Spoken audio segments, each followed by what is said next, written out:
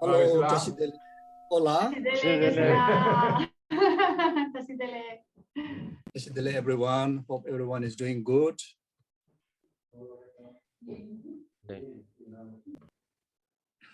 Entonces, Conchi y Geshe están debatiendo si Geshe tiene que hacer una pequeñita introducción y Geshe está saludándonos y también a mí como traductor.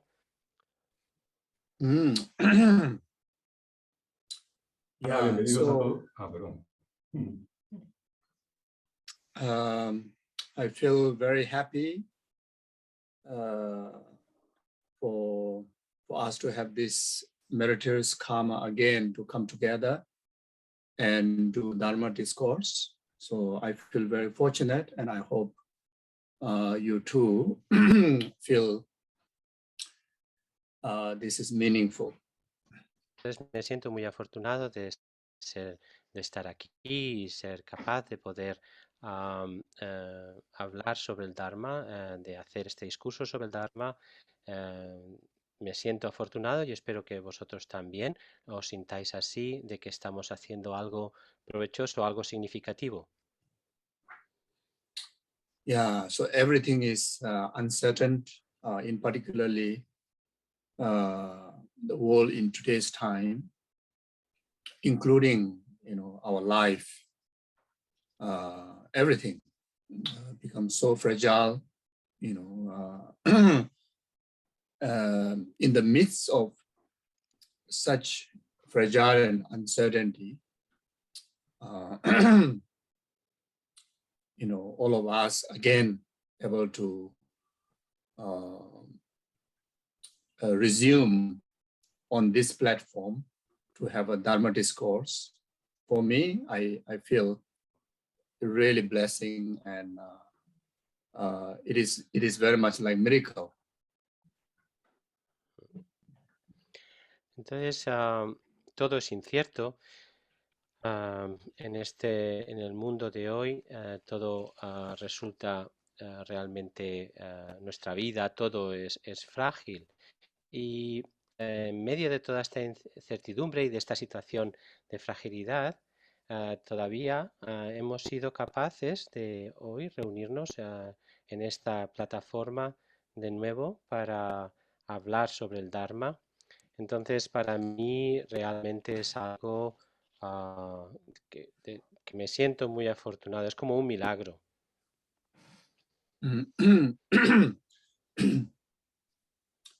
In the brief time of life, our human life,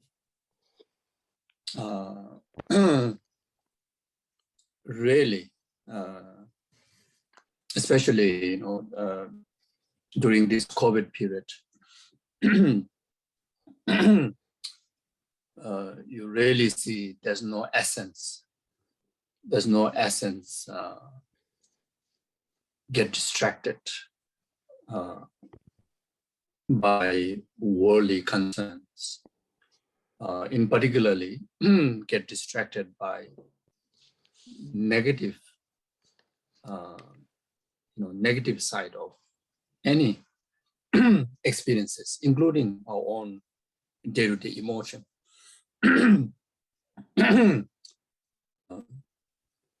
Truly, there's no point, no meaning, no benefit. It's absolutely, wasting time. As if like knowingly ruining our own self. Even we get distracted, even for a moment, get distracted by negative emotions like anger, grudge, strong grasping, and get distracted, especially as a human, social animal. So, we somehow are among people, with children, with parent, with partner, and just time to time getting upset about each other, time to time get misunderstood about each other. time to time just like get depressed. Time to time just feel like you are cornered with all the adversities and feel like your life is like completely like messed up and grasp as a permanent, like I'm completely, like stuck into the mud of permanent problem. So if we happen to get distracted even for a moment like that, I feel if I in that position, I would feel that's truly being foolish. So therefore what I'm trying to say is that if in case any of us went through that yesterday, last month, whatever, we really need to throw it away. Better put in rubbish bin and start a really joyful, meaningful, worthwhile kind of life. Starting with this very session, feel so happy, feel so meaningful. Oh, yes. Sorry, it's because I think we are not in simultaneous translation. Maybe it's a problem. Yeah, sorry. Yes, Rafa. I'm really sorry. Sí. Rafa, no sé si vas a hacer la traducción, pasamos a la traducción simultánea. Hago esta traducción, sí, vale. y podemos pasar a la traducción simultánea. Vale, tú lo dejas, ¿no? Ya lo avisas. Vale, sí, al acabar esta parte con el español. Vale, tú ya se lo dices, perdón. Geshe, then after I translate this part, I will switch to simultaneous Okay, when I finish sure. this part. Sure. So, Geshe estaba hablando que especialmente en este contexto en el que estamos de la pandemia de COVID, se hace muy evidente que todas las preocupaciones mundanas, todos nuestros aspectos con tendencia hacia nuestra parte negativa, a fomentar nuestras emociones negativas, no tienen en absoluto ningún sentido. No trae ningún beneficio ni provecho el perder el tiempo completamente y de alguna manera estamos dice que será casi arruinándonos a nosotros mismos cada vez que nos traemos y nos implicamos en estas emociones negativas y que de alguna manera o bien seguimos el enfado, el resentimiento o un aferramiento fuerte, especialmente en esta hablando en el contexto de nuestra situación humana, especialmente como animales sociales en los cuales en la cual estamos siempre rodeados de gente, de nuestros hijos, de nuestras parejas, de nuestros familiares, amigos, etcétera. Entonces este mero enfadarnos o estar siempre, ¿no?, diríamos a la greña, ¿no?, de no comprendernos unos a otros y estar deprimidos porque estamos sobrepasados por todas las adversidades, realmente como que estamos ahí en medio y nos sentimos que estamos estancados o estancadas de una forma permanente en estos problemas. Y realmente el distraernos un solo momento en esa dirección, sentimos así abrumados, como que no podemos salir, que tiene esta sensación permanente de que esto es así. Dice Geshe, para mí esto es como si yo me viera en esta situación, sería, me han engañado, me estoy engañando. Entonces, y lo que trato de decir, dice Geshe, es que si cualquiera de nosotros estuvo ayer en esa situación o durante el mes pasado nos sentimos así, para Geshe es mejor ahora tirar de la basura y justo en esta misma sesión empezar a plantearlo desde un punto de vista gozoso, plantear nuestra vida, empezar de una forma, dirigirla de una forma provechosa y en ese sentido, ¿no?, a partir de ahora, de esta misma sesión. We can still continue until we complete the prayer. like what we do Vale, now. vale. No acepto la traducción. Dice Geshe que vamos a seguir un poquito así en esta traducción consecutiva hasta que empiece Geshe con las oraciones. Entonces, luego lo... Vale, ya. Geshe. So I also get chance to hear the melodious sounds of Rafa. Dice Geshe, así puedo oír el tono melodioso de Rafa. Yeah, Rafa is a very blessed person. You know, his body, speech, and mind got a lot of blessings by so many great realized masters, truly. Dice Geshe que el cuerpo, el habla y la mente de Rafa ha sido bendecido por muchos grandes maestros realizados y muchos grandes santos. Yeah, so so therefore, yes, you know, we're going to do Dharma study course on certain texts. But the key thing, whatever form of Dharma we study, we practice, whichever level of practitioner you are, the foundation, whether those practices really genuinely going to benefit you or not, really, you know, those teachings going to make sense to yourself or not, really fulfill Buddha's intent of those teachings to you or not. The foundation is the very, very basic human necessary practices, human necessary essential virtuous practices, which is love among each other, gratitude, respect, contentment, service, compassion, generosity, you know. So this is very, very basic.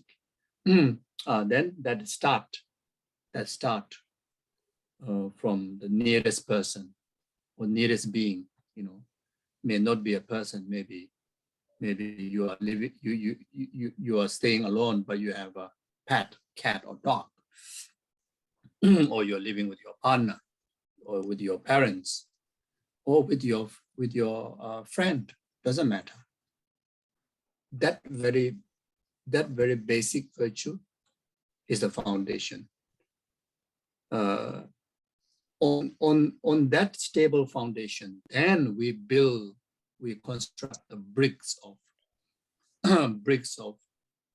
you know, different form of Dharma practices, all the lumbering and this and that,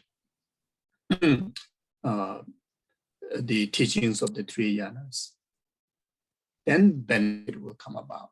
Otherwise, it's just a kind of like a news, you know, just you hear something, then after that, that's it.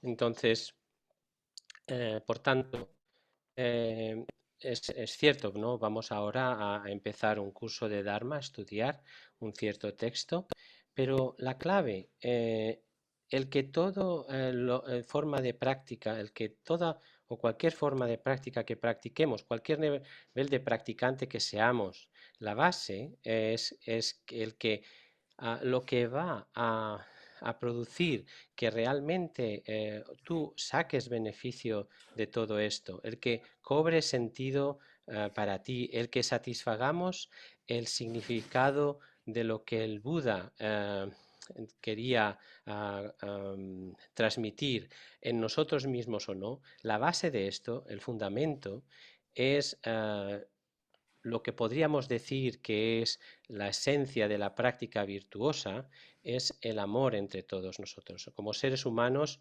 este amor, esta gratitud, este respeto, este contento, el servicio a los demás, la compasión, la generosidad, esta son la verdadera base, y tenemos que empezar todas estas cosas con con la persona más cercana, que no tiene por qué ser un ser humano, puede ser tu propio gato, tu propia perro, si vives solo o sola, entonces tu propia mascota. Pero también, por supuesto, nuestra pareja, nuestros padres, nuestros amigos. Entonces, esta base virtuosa es el fundamento, porque sobre ella, sobre estos cimientos, luego construimos, ¿no? Vamos añadiendo los ladrillos que podríamos decir que son las diferentes prácticas de Dharma, como el Amrim, esto y aquello, dice Geshe, básicamente todo aquello que constituye los 3 yanas. Y esto, el beneficio que se reciba, dependerá de esto. Si no, todas estas cosas serían como los titulares de las noticias, ¿no? No pasan de ahí, se quedan en eso solo. Then another very important practice for us to be in the position to move on or move forward, move on from a worldly way of life to the spiritual way of life, or move forward from worldly way of life towards the spiritual way of life. In order to be yourself in that position, then the practice of forgiveness, that also can be understood, practice of purification. The forgiveness to any inconvenience that comes from outer situations, other people, the letting go of any form of inconvenience that you receive from others or from situations. So you have to free your heart to really receive the blessing of virtue and spiritual practice, and also forgive yourself if yourself been negative, harmful, including of being very cruel about yourself, either emotionally or physically, whatever history that you may have, negative history you may have. In order for us to move forward, we really need to forgive ourselves. Then we need to let go, purify. We need to let go of the grasping of any negativities of the past. And very much like a new rebirth, a fresh, pure basis where you can kick off to all the qualities, all the practices. So I think this is very, very important on top of all the virtues, basic virtue I mentioned before. This one is very, very important in order for us to, take a new step. Otherwise, we won't be able to take a new step. Even if we take a new step, the step will be unstable and stained one, contaminated one.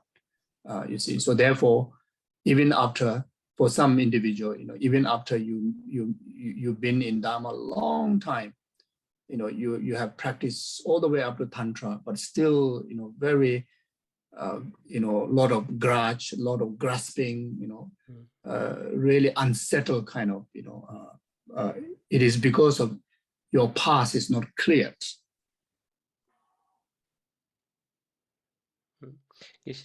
Sorry, you said something that I didn't get. Is like to start like fresh, but I didn't get the word. So it's like fresh and pure, and then can you repeat this? Fresh and pure, as if like a new birth. Okay, thank you. Por otra cosa muy importante, dice Geshe, es para nuestra práctica, sea cual sea la posición en la que nos encontremos actualmente, es estar, digamos, abiertos a a seguir adelante, dispuestos a seguir adelante. Es decir, pasar desde nuestra perspectiva más mundana hacia el camino espiritual. Es como dar ese paso adelante, ir de lo mundano a lo espiritual. Entonces, y para estar en esa posición, dice Geshe, o en esa meternos en esa coyuntura, el perdón es muy importante, que puede entenderse el perdón como purificación, porque en realidad es perdonar a cualquiera, o se refiere perdón a cualquiera de las circunstancias, ya sean condiciones externas o personas. Digamos que es como ¿no? Letting go, ¿no? Es como dejar atrás, dejar ir, ¿no? Deshacerse de alguna manera y así de esta manera, a través del perdón, liberar tu corazón. Porque es la forma de que podamos recibir las bendiciones de la virtud y de la práctica espiritual. También incluye el perdonarte a ti misma o a ti mismo. Si has sido negativo, has cometido acciones negativas o dañinas, o has sido incluso cruel contigo mismo, contigo misma, ya sea emocionalmente o físicamente en el pasado, cualquier sea tu historia personal, las negatividades que arrastres, significa el perdonarte, el poder seguir adelante. El perdonarnos es dejar ir ese quedarnos ahí estancados, aferrándonos a esta perspectiva negativa de lo que somos. Sería como, dice Geshe, un nacer de nuevo, de forma fresca, ¿no? Pura, para que así podamos realmente tener esa base en la que podamos desarrollar nuestra virtud.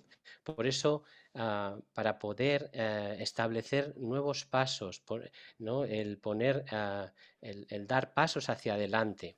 Porque si no, aunque hayamos practicado durante mucho tiempo el Dharma, si no somos capaces de realizar esto, todo lo que hagamos de alguna manera no será estable, estará como de alguna manera impuro, con trazas, ¿no? Contaminado. Entonces, tenemos, por tanto, a pesar de que estemos tanto tiempo en el Dharma, que hayamos incluso practicado el Tantra y demás, si todavía acumulamos cierto tipo de resentimiento, ¿no? de aferramiento excesivo y demás, no nos sentiremos completamente... no estaremos, sería como cierta incomodidad, no sería algo, como, no sé cómo decirlo ahora, sería como incómodo, ¿no? Entonces, por eso necesitamos aclarar el camino previamente, ¿no?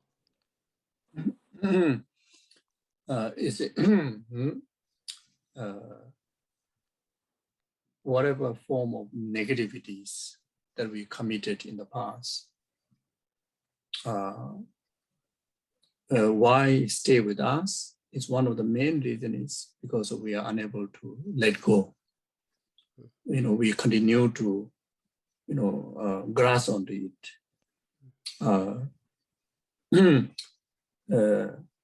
If we want, we literally can able to, you know, purify it. It's very much in instant. The reason is the negativities, the negative imprint or the negative karma is just simply perspective of mind. There's no inherent, you know, existence of negativities of the past. You see, so what really make us to experience the consequences of negative karma or the negativities is because of the grasping. So grasping has so many levels, you know, the gross one and the subtle one. You know, the most intense one, it lies in the subconscious level.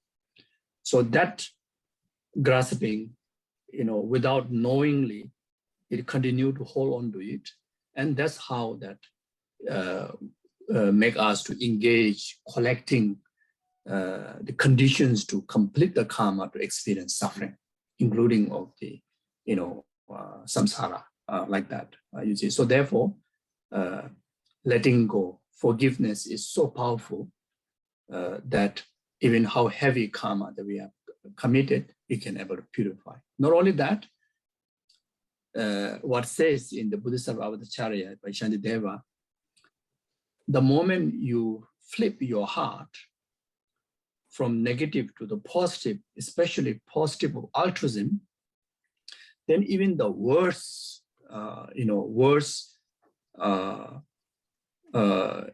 even yourself in the position, in the worst position of even cause heinous crime, like such as causing life of Buddha, Bodhisattvas, etc.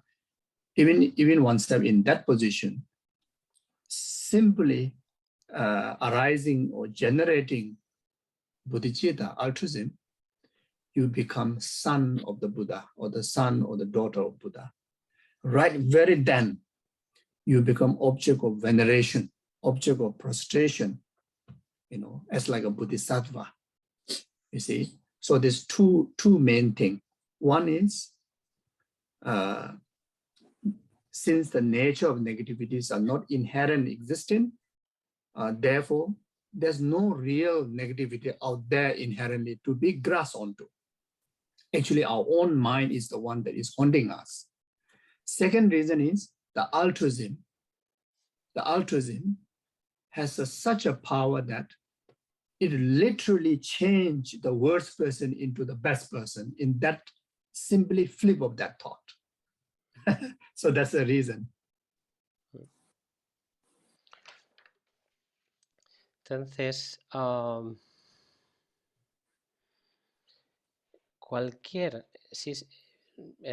dice Geshe, ¿no? Cualquier forma de negatividad que hayamos cometido en el pasado, ¿por qué? Si permanece con nosotros, ¿por qué? ¿Por qué es así? Porque no la dejamos ir. Continuamos a aferrarnos a ellas. Pero si queremos, podemos y somos capaces de purificarlas. Es algo que es así, sucede de forma automática. Y la razón es porque estas negatividades, estas impresiones de las negatividades, el karma, están vinculadas a nuestra mente, dependen de nuestra mente. No es que existan inherentemente tales negatividades del pasado. Entonces, estas consecuencias también del karma negativo o las negatividades, tenemos que ver que están condicionadas por nuestro propio aferramiento. Entonces, cuando hablamos de... a ver, espera un momentito. Cuando hablamos de este aferramiento, hay muchos niveles, desde los aspectos más burdos, groseros, hasta los más sutiles.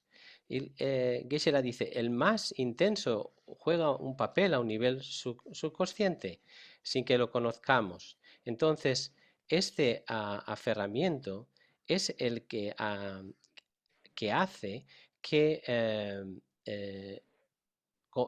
haga que completemos el karma, que se complete el karma y que experimentemos el sufrimiento debido a este karma. Y esto incluye el samsara. Por eso es tan importante dejar ir, ¿no? Abandonar, o dicho de otra manera, perdonar, porque de esa manera el karma negativo se puede purificar. Además, como dice en el Bodhisattva Charyavatara Shantideva, en el mismo instante que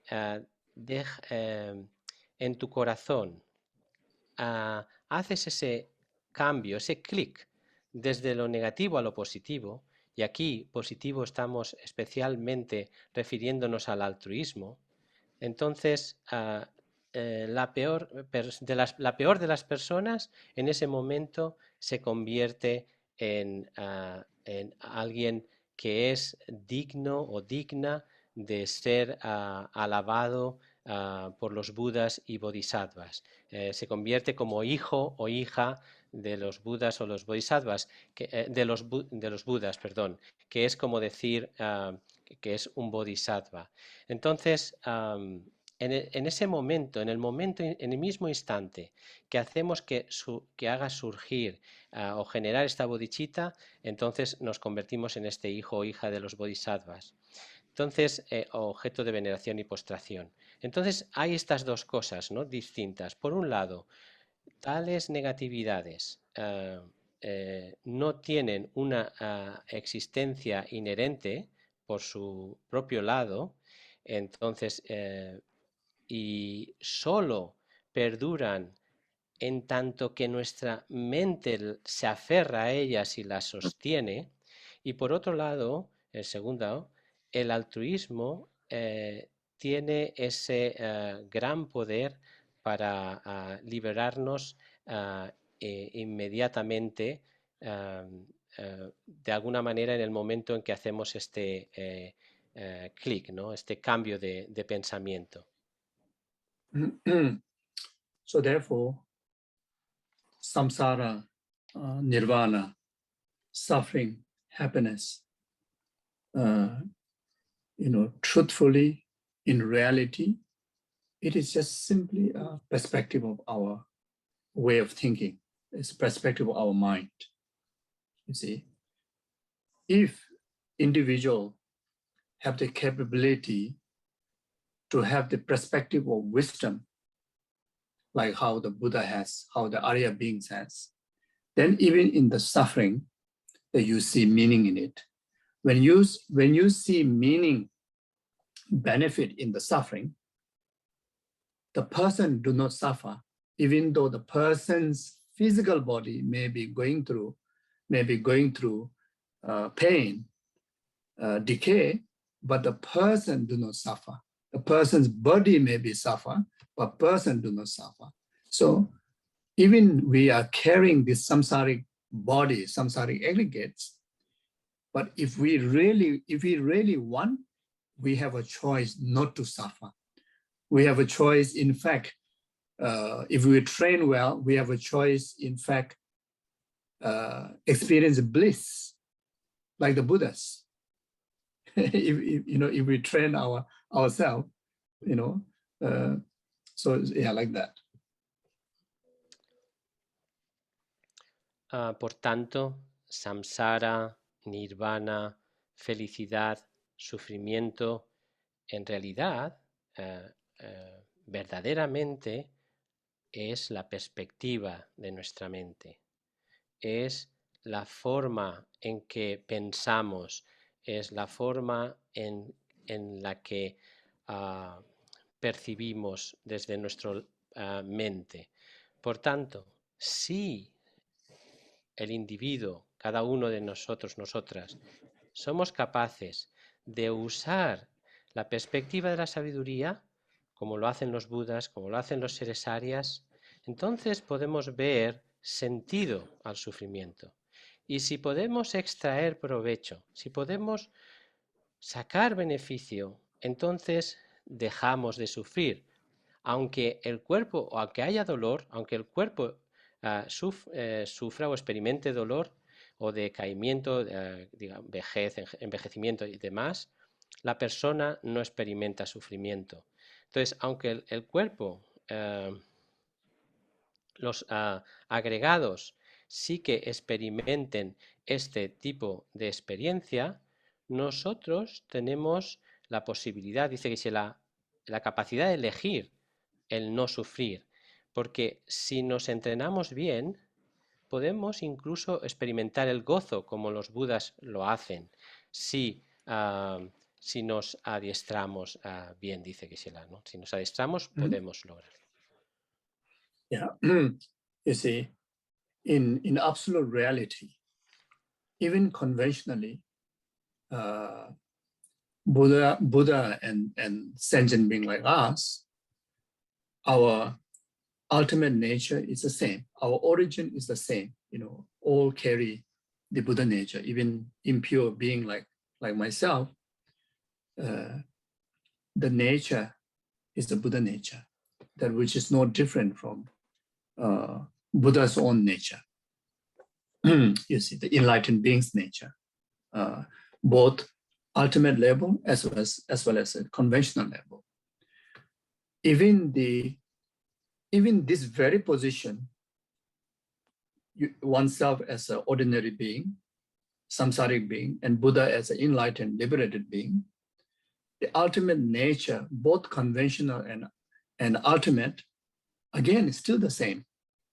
You see, the emptiness nature, which is the ultimate nature, is no different from my ultimate nature and Buddha's ultimate nature. Even conventional nature, the interdependently existent, or my existent and interdependently existent, interdependently be able to exist, is the same in Buddha and samsaric being. But the difference comes here.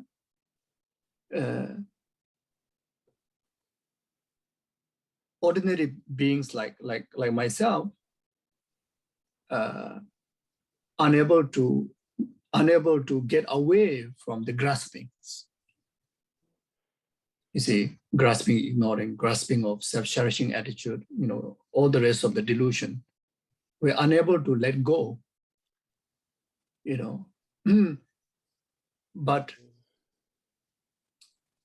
But for Buddha, the only different, the Buddha from us, is Buddha able to let go. Not only that, Buddha able to let go completely. How? Through training. Even Buddha's manifestation, you see, as a Dharmakaya, manifestation of Dharmakaya, manifestation of Sambhavakaya, physical form, then manifestations of Nirmanakaya, again physical form, then manifestations of our human gurus, who are Buddha, but still carrying the same body like what we ordinary people carry. Same body, that blood pulse, blood, bone, and it has the nature of decay. Same. The body that what our human guru carry and what we carry, exactly the same. Exactly the same. But why the guru is enlightened one and you are not? It's just simply because of simply the line is have let go of the grasping or have not. So that define enlightened or unenlightened, you see. So therefore, my point here is,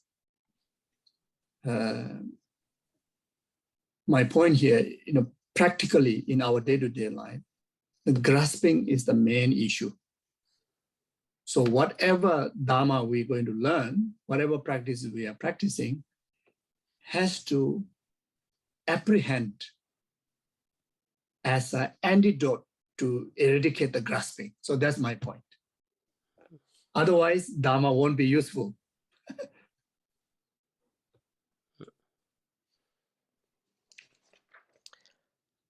Por tanto, en la realidad absoluta y también convencionalmente, los Budas y los seres somos iguales, compartimos esa naturaleza última y el origen, que es que todos poseemos esta naturaleza de Buda. Un ser impuro como yo, por ejemplo, también mi naturaleza es de Buda, no es diferente de la naturaleza búdica del Buda mismo, de los seres iluminados. Por tanto, hay esta igualdad tanto a nivel último como a nivel convencional. Por tanto, todos nosotros que estamos en esta situación, como seres samsáricos, tenemos que ser conscientes que nuestra naturaleza última y nuestra naturaleza convencional es igual a la de los Budas. Por ejemplo, la vacuidad. La vacuidad de nuestra mente no es diferente de la vacuidad de la mente de los Budas, es la misma. O la naturaleza convencional de nuestra existencia interdependiente es la misma, tanto nosotros como seres samsáricos como los Budas. Entonces, ¿dónde está la diferencia? La diferencia viene de que los seres ordinarios, como yo mismo, dice Geshe, somos incapaces de desprendernos del aferramiento, ya sea del aferramiento de la ignorancia o del egoísmo, del querer a uno mismo o una misma, y del resto de los engaños. Somos incapaces de dejarlos ir. Pero para Buda, en su caso, la diferencia es que estos Budas han dejado ir tales aspectos y los han dejado ir completamente. A través del adiestramiento correcto, entonces el Buda, la manifestación del Buda se da como el Dharmakaya, o también el Sambhogakaya, que es también un aspecto de la forma física del Buda, y el Nirmanakaya, que también es un aspecto de la forma física. Y, a su vez, la manifestación de nuestros gurús humanos, que son Budas, pero aún así poseen todavía este cuerpo ordinario igual que el nuestro. Está hecho de sangre y de huesos y demás componentes que también son susceptibles al degenerar, como nuestro cuerpo igual. Tienen el cuerpo de nuestros gurús y el nuestro es igual. Pero ¿qué es lo que hace? ¿Por qué el gurú está iluminado y tú no? Dice Geshe. Entonces, la línea divisoria es haber dejado ir el aferramiento o no. Eso es lo que está definiendo el que haya un ser iluminado o no. Por tanto, aquí lo que yo quiero resaltar es el punto, dice Geshe, ¿no? Que prácticamente en nuestra vida diaria, si queremos aplicar cualquier dharma que aprendamos, tenemos que ser capaces de dirigirlo a dejar ir este aferramiento. De esta manera, si dejamos ir nuestro aferramiento, lo ha dicho en negativo, entonces si no lo hacemos, entonces el dharma no será realmente útil. Yeah, so it's a grasping ignorant, grasping, cherishing attitude, comes in so many different aspects.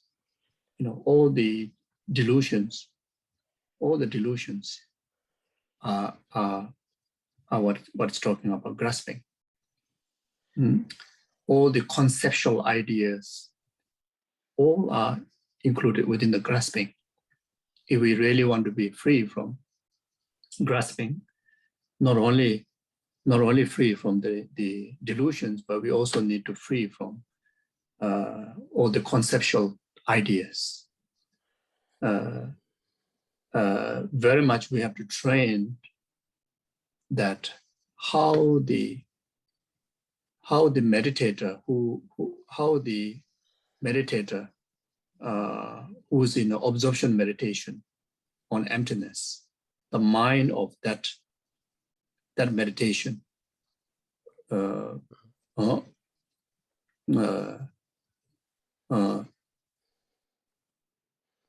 yeah, we need to train, even from very now, we need to train our mind to antidote to the conceptual mind and the delusions.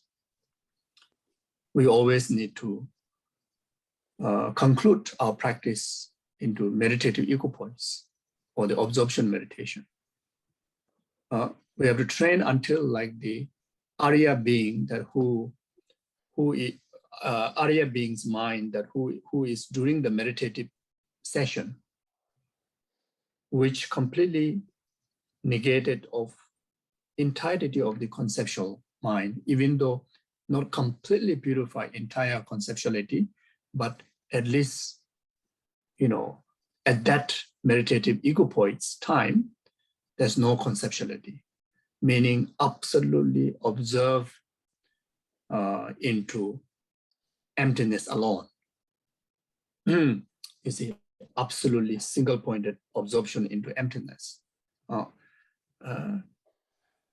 Even then, we still not completed the training yet. We have to continue to train until there's no separation from meditative equipoise, the meditative equipoise and the meditation session and post-meditation session. We have to train until it becomes one of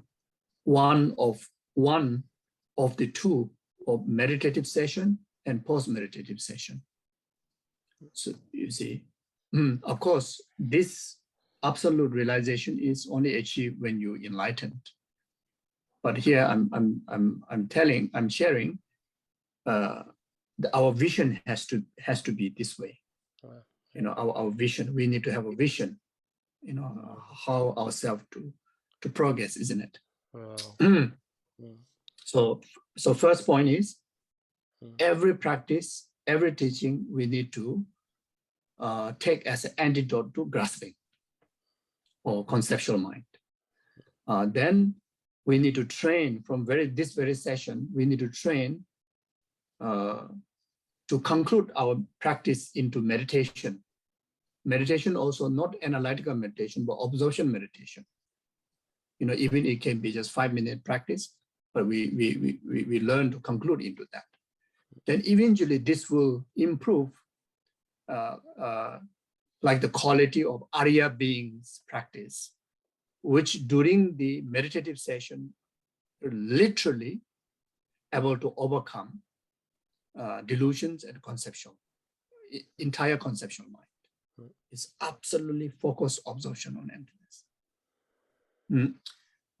Then finally, that we need to have the final vision of our practices.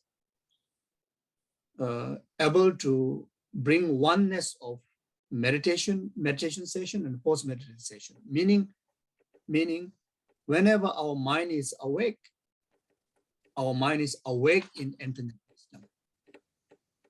Never ceasing emptiness wisdom. That means when, even while drinking tea, you're drinking tea with the complete infuse of emptiness wisdom. You can do all the normal things, how normally you do, but everything is completely infused by emptiness wisdom. So that's our final goal. Yes. Thank you very much, Geshe. Thank you very much. So Geshe está lo había no traducido bien antes del todo, era simple que dirijamos cualquier práctica a que sea el antídoto al aferramiento. Entonces, porque digamos todos los engaños, cualquier tipo de engaños lo podemos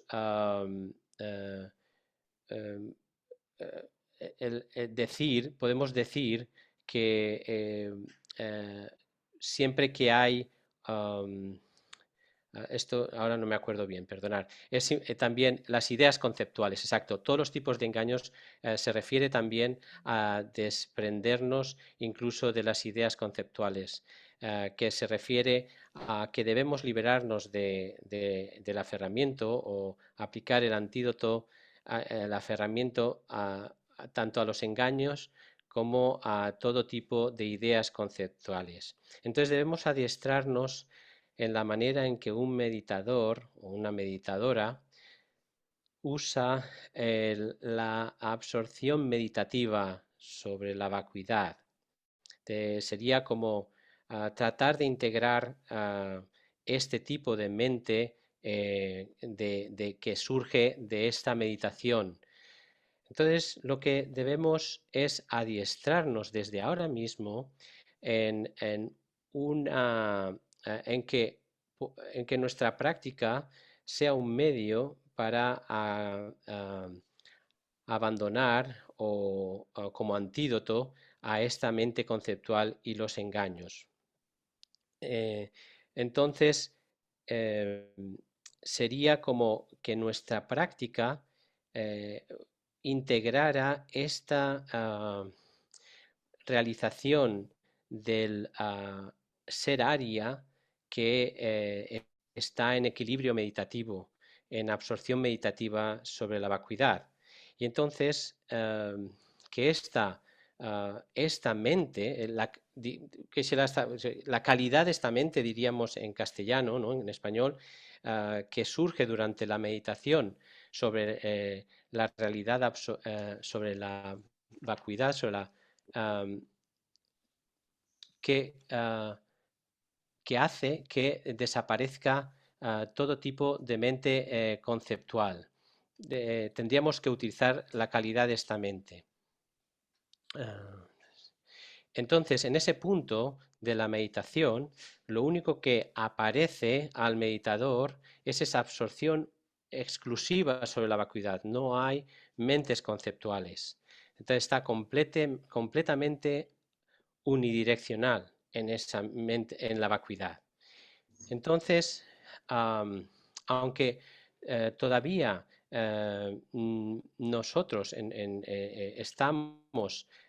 estamos en ese nivel, tendríamos que entrenarnos en que sea cual sea nuestra práctica, tendríamos que usar esta mente donde no hay digamos que sería tratar de combinar en nuestra práctica esta calidad, esta mente de la meditación en equilibrio, donde no hay separación entre esta mente y la mente entre sesiones o post sesión. Tenemos que hacer que sean una, ¿no? Dice Geshe, que en nuestra práctica diaria estas dos mentes vayan de la mano, ¿no? La mente de la absorción meditativa sobre la vacuidad y la mente entre sesiones. Por supuesto que esto es una realización extraordinaria, absoluta, pero aquí lo que comparto con vosotros es que aunque no estemos ahí en ese logro, nuestra perspectiva, nuestra visión ha de ser esta, ha de ser de tratar de practicar de esta manera.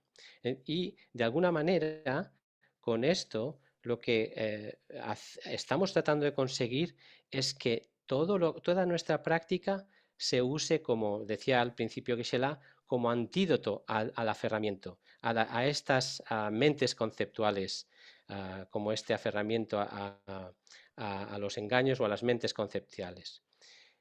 De hecho, esto es lo que sucede de verdad en un ser Arya, que en esa sesión meditativa es capaz de eliminar de verdad directamente estas mentes conceptuales y los engaños y semillas y demás. Entonces, por eso, cualquier sesión que hagamos deberíamos de acabarla, dice Geshe, con esta rememoración y esta conciencia o practicar esta absorción meditativa en la vacuidad. Digamos que no acabar solo con la meditación analítica, sino dedicar unos momentos a esta meditación en un solo punto sobre la vacuidad. De esta manera conseguimos familiarizarnos con esta unificar la absorción meditativa sobre la vacuidad y el intervalo entre sesiones. Entonces, de alguna manera, dice Geshe, aunque sería como hacer despertar nuestra sabiduría o que esté presente en nuestra sabiduría en cualquier aspecto de nuestras vidas. Llevar este tipo de sabiduría a cualquier cosa que hagamos en nuestras vidas, en la práctica y demás. Por supuesto, ahora no estamos ahí, ¿no? Pero sí que podemos de alguna manera integrarlo en todas las cosas que hagamos. Digamos que ese sería el objetivo final. Que estén, ha dicho Geshe, que estén influenciadas o que estén teñidas por este aspecto de la sabiduría o imbuidas por este aspecto de la sabiduría. Ese sería el objetivo final. Yeah, I think, Nyingma, Kaju, Gelo, all tradition, there's one, aspirational prayer. Lord Chosu to watch in Jelapus, Cho Lambda to watch Lamtruba, shed Chinjelapus. Is it making aspirational prayer that my heart be Dharma, the Dharma to be path, and the path, actualize the Dharmakaya. So whatever I've shared before, the vision that I lay out can summarize within this aspirational prayer.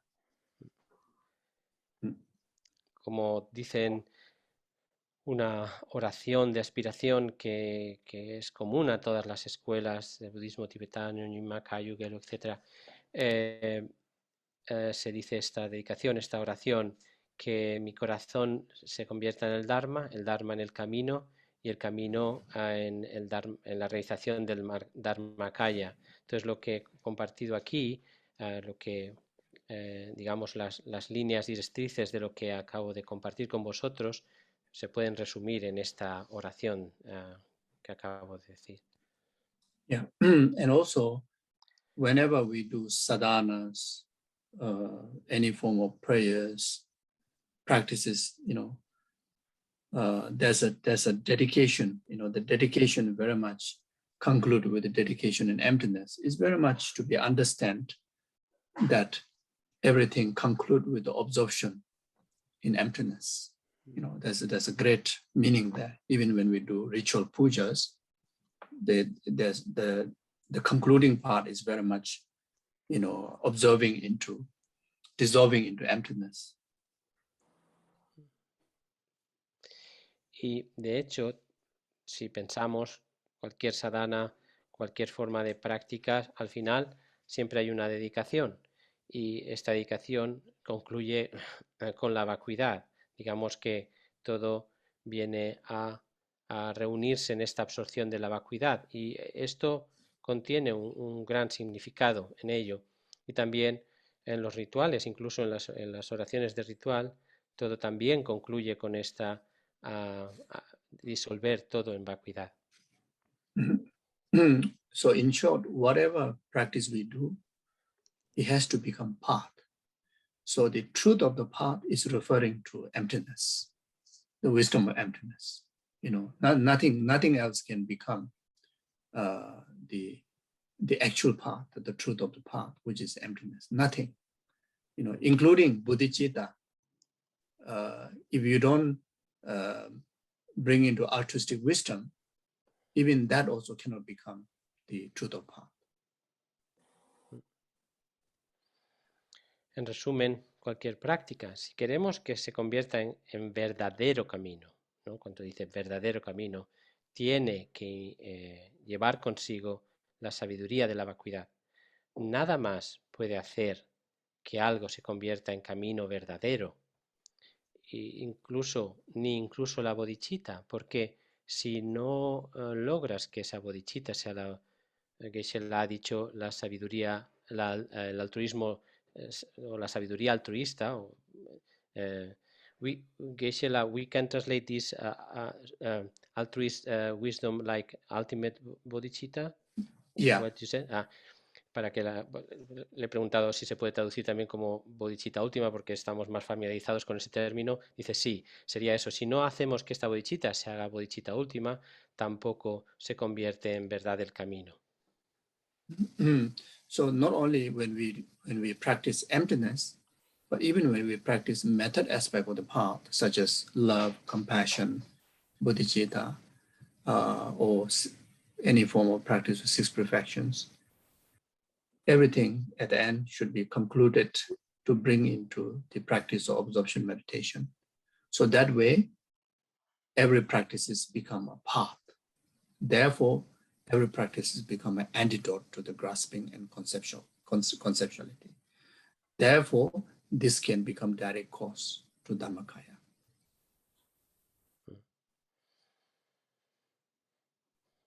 Así, al margen de la vacuidad, cualquier otra práctica del lado del método, ya sea el amor, la compasión, la bodhicitta, cualquiera de las 6 perfecciones, al final siempre debemos o podemos acabarla, resumirla con, o concretarla, concluirla, perdón, en una meditación, en absorción meditativa sobre la vacuidad. Cualquier práctica en el camino, si queremos que se convierta en un verdadero antídoto para el aferramiento y la conceptualización, tiene que ser así, y sin ello no es una causa directa al Dharmakaya. Con ello es una causa directa al Dharmakaya. Otherwise, how much we practice, even how much we develop our heart in compassion, in altruism, the cloud of conceptuality always, hinder you to progress, progress through the 5 paths and 10 grounds, to liberation, you see. So, because let's say an example, you practice even immeasurable love, but if the immeasurable love at the end, if we don't train to conclude into absorption of emptiness, the conceptually, they still be cloud of,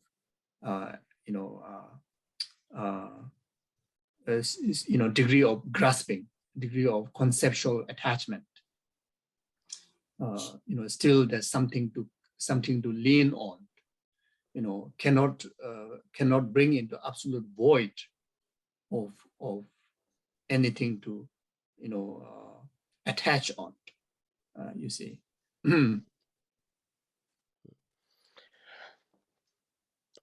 De este modo, por mucho que practiquemos, digamos, el amor, la compasión dentro de por ejemplo, el lado del método, siempre, o creo que ha dicho Geshe los inconmensurables, no, lo he dicho después, el amor, la compasión, el altruismo, siempre va a haber una nube de conceptualización que nos va a obstaculizar en el progreso a través de los 5 caminos y las 10 tierras hacia la liberación. Entonces, tomemos el ejemplo del amor inconmensurable. Si no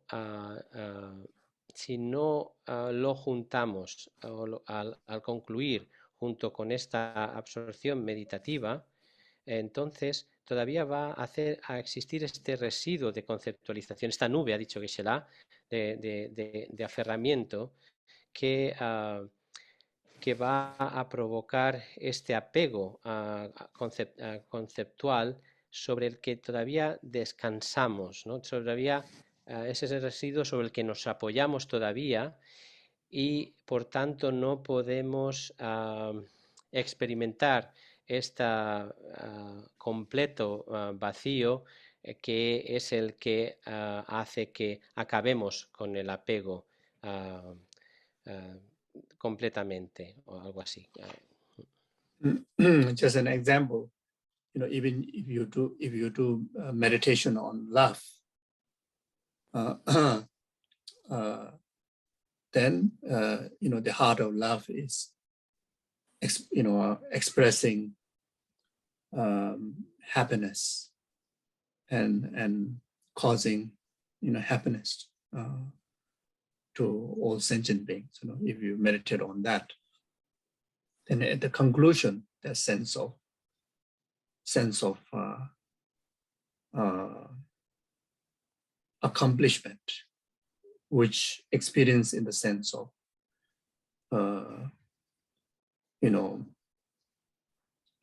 settledness, lucid, completely in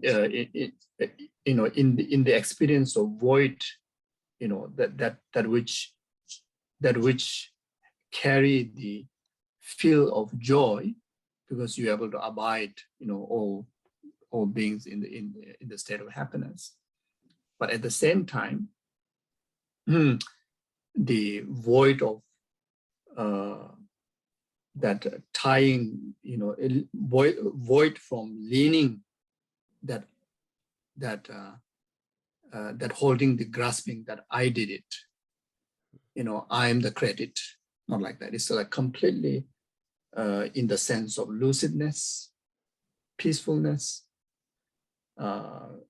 complete vastness, luminous, and staying in that, observing into that. That is very much, concluding the practice into absorption, form of meditation. Then placing your mind single pointed in there as much as possible. It's very much when you do meditation on emptiness, and when you experience the taste of the absorption meditation on emptiness, how you feel is you need to bring that experience into when you do meditation or practice, even on the method aspect of the path. So that way everything becomes the truth of the path that directly antidote to all the conceptions.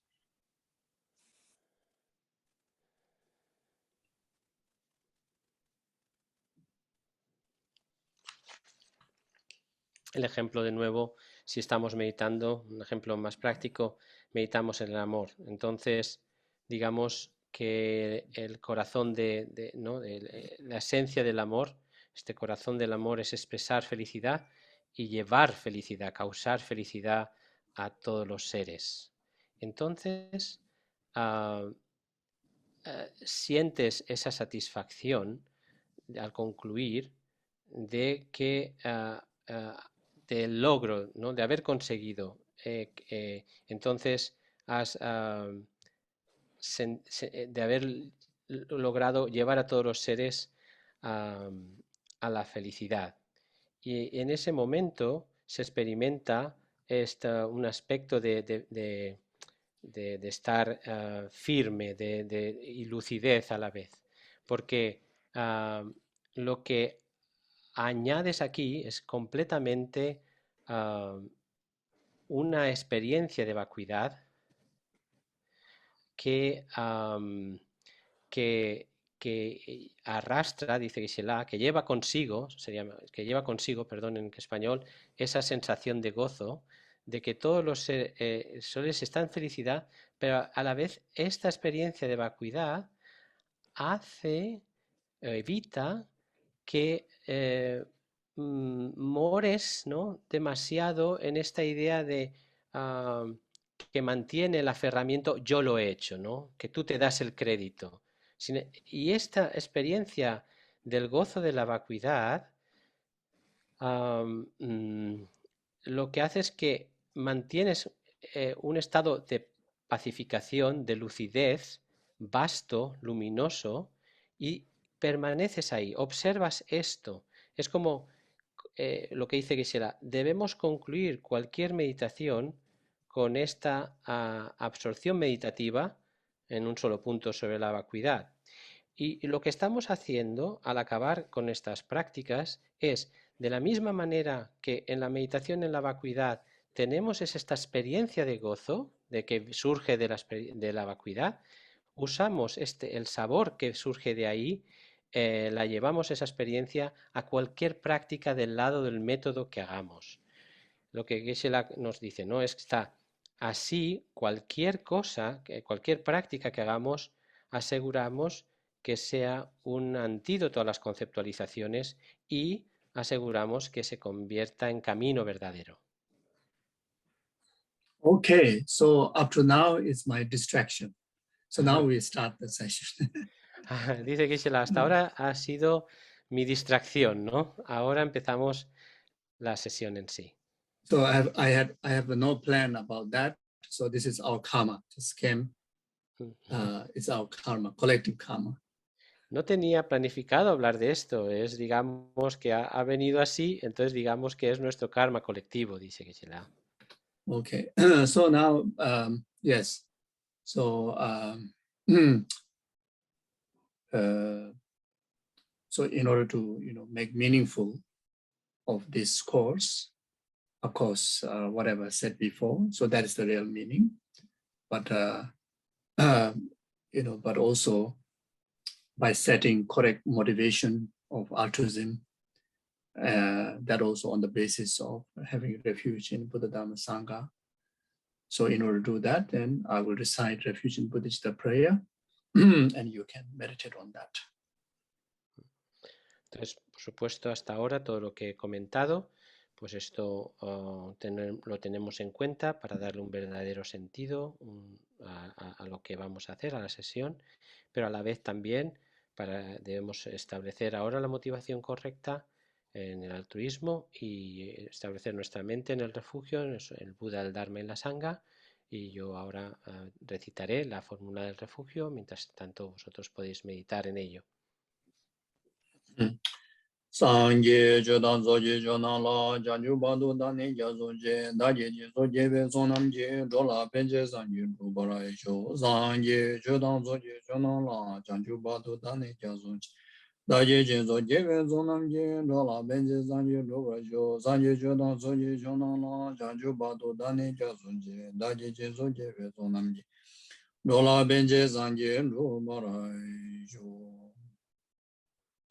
Kange dozene zone dawa damje bambe jere dambe jene denze ba godam de la cha ze dong yin yin je song do ju be lam ze je zen je gang je den de chana be mo tenzin jia zong so wa de zo da yue jin ye lo zim je dam je de wa dang de wei ju dang dem ra ju je sim je dam je dong a dang dong a je ju dang da wa ju sim je dam je dong a me ben de wa dang mi da wa ju Semje damje nyere jada ni danda we danyo lan nebra gyuru je semje damje dewa dang dewe gyudan nebra gyuje semje damje dunga dang dunga je gyudan dawa gyuje semje damje dunga mebe dewa dang mi dawa gyuje semje damje nyere jada ni danda we danyo lan nebra gyuru je semje damje dewa dang dewe gyudan nebra gyuje semje damje dunga dang dunga je gyudan dawa gyuje Semje damje dunga mebe dewa dang mi dawa gyuje semje damje nyere jada ni danda we danyo lan nebra Okay, thank you. So maybe we can do simultaneous from now on. Pasamos a simultánea, gracias. Yeah, so so today and the following up 3 sessions, the teaching will be on 37 practice of the Bodhisattva by TOGME Sangpo, Bodhisattva TOGME Sangpo. So this teaching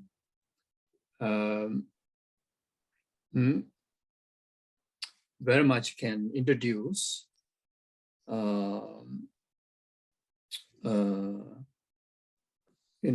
mainly through the 4 headings. The first one is acknowledging the composer of the text, the short biography of Venerable the Bodhisattva TOGME Sangpo, in order to validate the teaching.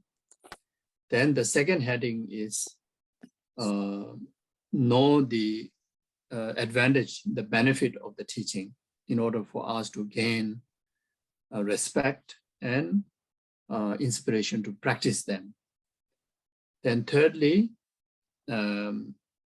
again, setting correct motivation to conduct the discourses. So then the fourth, the actual teaching, the stages of teaching to guide, to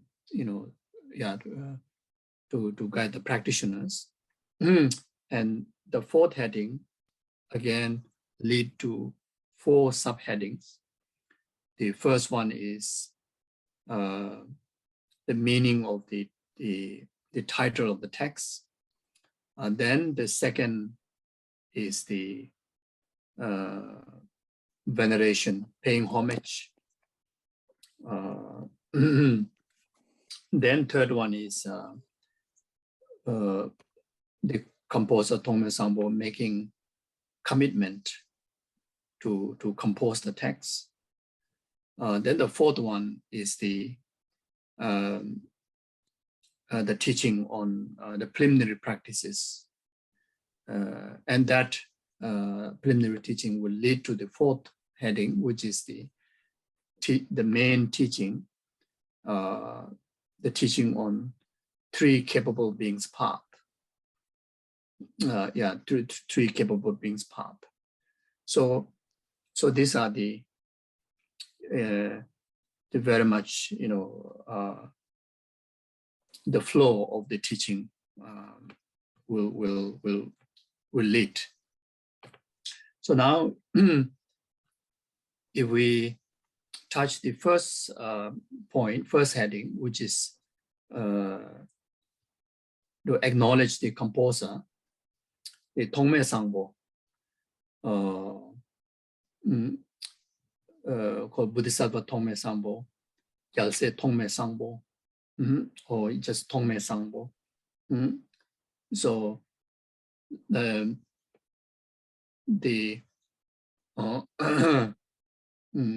Konjo Sangpo, Konjo Sangpo is his family name. Then Tongme, the name came added later.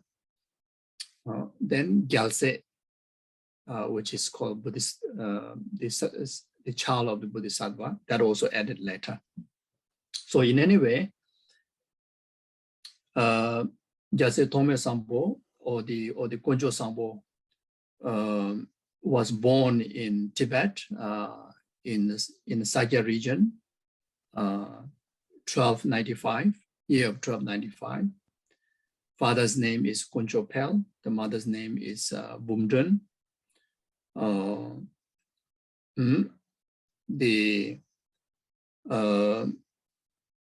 At the age of the Konjo Sangpo, 3 years old, mother passed away. Then 2 years later, his father passed away. So his childhood was very much brought up by his relatives. Very much his auntie is the one that who brought up. And even on the very tender age, he was herding, looking after the cows, like that. Then at the age of 9, so he get a pre-ordination. He entered into monastery, this Samling monastery.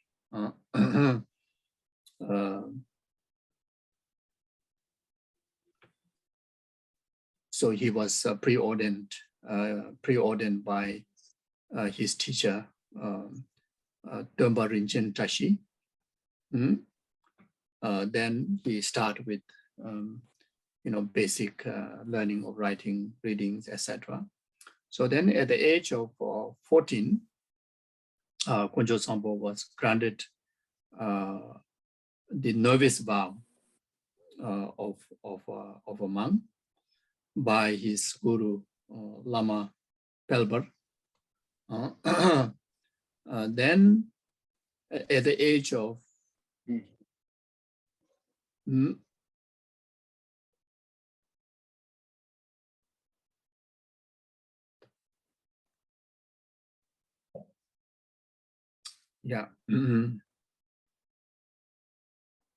So then at the age of 15, he went to Bodong, Evamling, Dharma Center, where he studied, where he started to study major philosophical texts such as Abhidharma Samuchaya, the 5 treatises of Maitreya, Bodhisattva Avataracharya, the 6 treatises of Madhyamika, very much under the tutorship of Lama Kunga Gyaltsay. Then age of 21,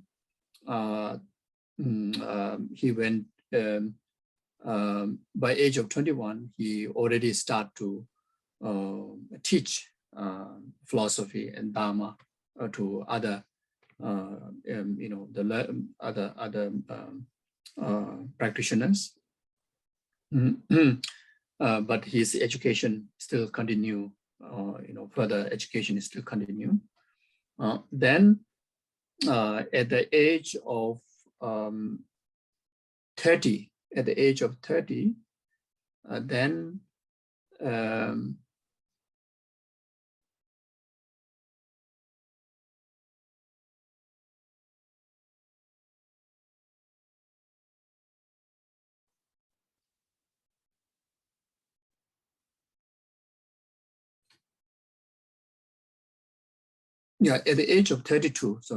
of 32, then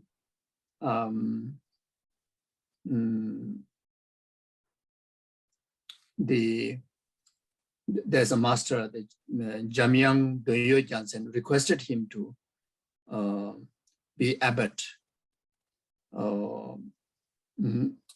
the abbot of a great Bodong monastery. So he served for 9 years as abbot there. Then after that,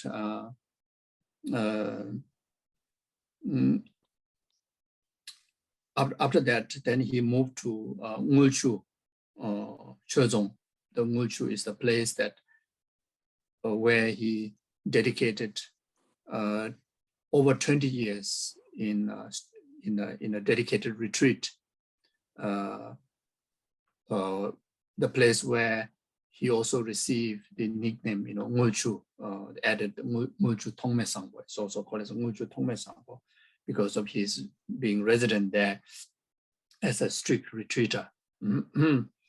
Then, so while he's doing retreat, he still, continue to offer time to time teaching, in particularly Lamrim and the Lojong teachings.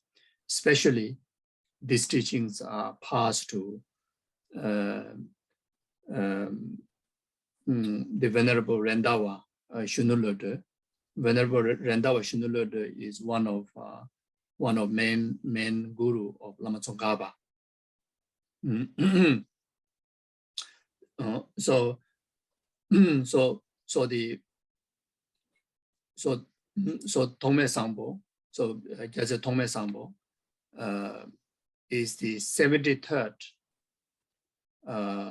lineage holder of Lamrim teaching, that we enjoy up to today, those Lamrim lineages. So Tongme Sangpo is the 73rd lineage holder.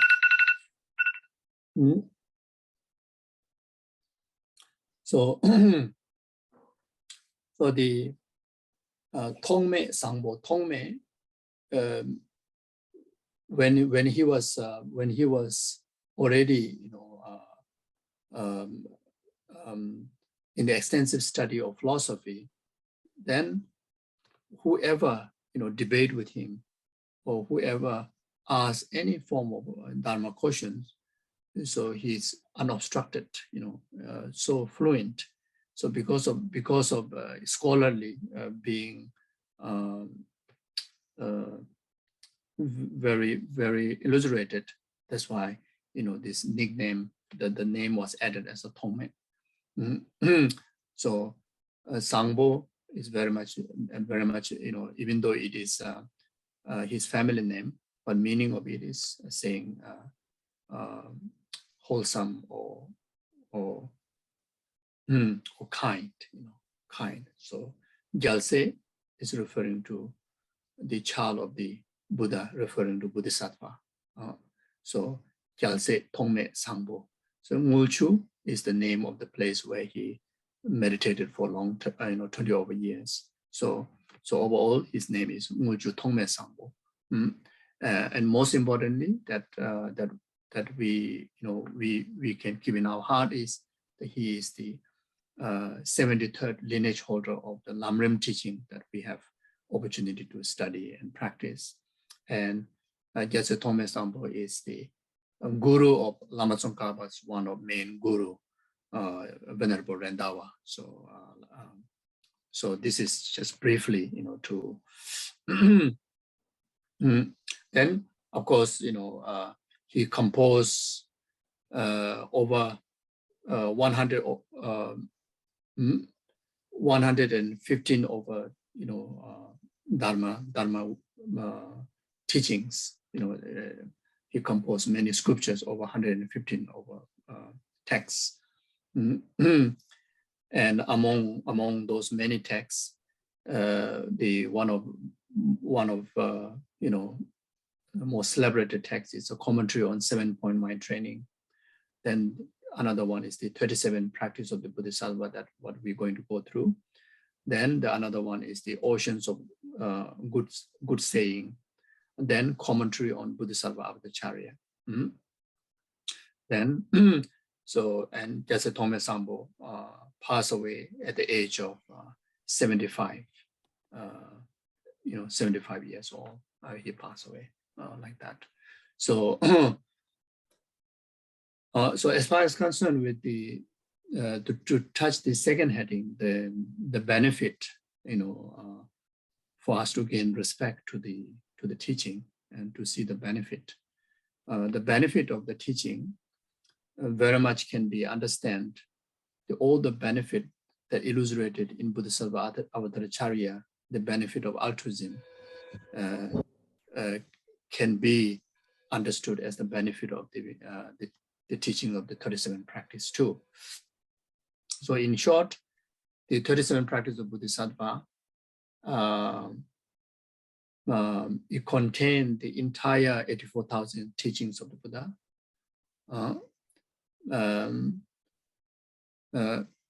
It is the condensed, complete but condensed teachings of the entire Lamrim and entire mind training teachings. Just in the 37 verses, you see. So as we know, Lamrim is a very vast, profound. Even if we refer to the Great Lamrim by Lama Tsongkhapa, it's a huge volume. But entire of those teachings, condensed into 37 verses. So it's truly amazing that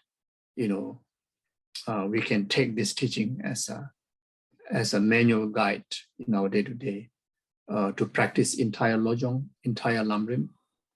It is the condense of the main root text of the Lojong treatise, which is the Shantideva's Bodhisattva Avadacharya.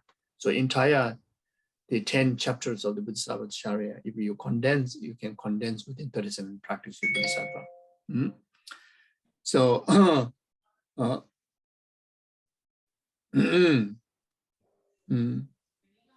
then the main part, the main point of the practice is altruism, the altruistic attitude and altruistic wisdom, the bodhicitta and emptiness. So that is the core or the essence of the main subject of this teaching. So as we all know,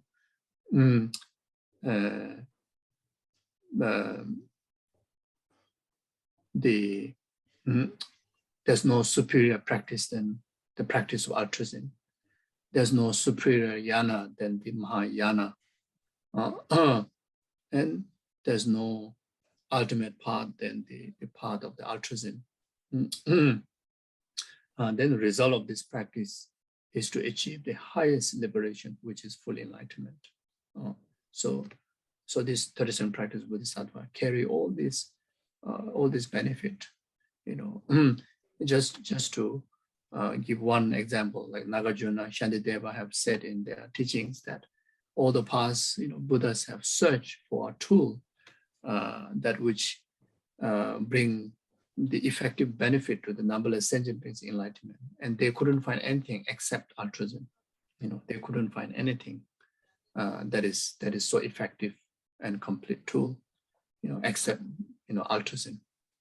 So when we practice the 37 practice of Bodhisattva, we are very much practicing, that much wonderful teaching or the practice. Then, among all the beings, the superior, the most superior being is the Bodhisattvas. The Bodhisattvas, you see. So therefore,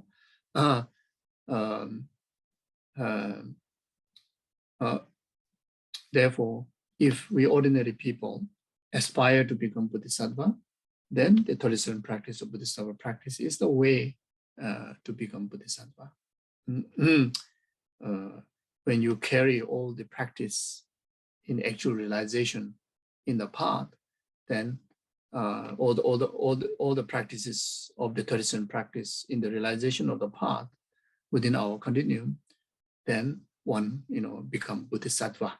And if we continue to sustain that practice, then eventually we'll attain Buddhahood. So this is the brief benefit of the teaching. So then the third heading is the title. The title of the text is a 37 practice of the Bodhisattva. GYELSAY Laglen Sodun. It's like that. It's like 37 tools of practices of Bodhisattva. Those who have not become Bodhisattva, this is the 37 tools to become Bodhisattva. Those who are Arya Bodhisattva, well, those who are already Bodhisattva but ordinary Bodhisattva, these are the two to become Arya Bodhisattva. Those who are Arya Bodhisattva, and these are the two to progress through the 10 bhumis and to actualize Buddhahood. So the 37 practice of Bodhisattva. So then the homage. Okay, I think I already, I will just briefly go through this.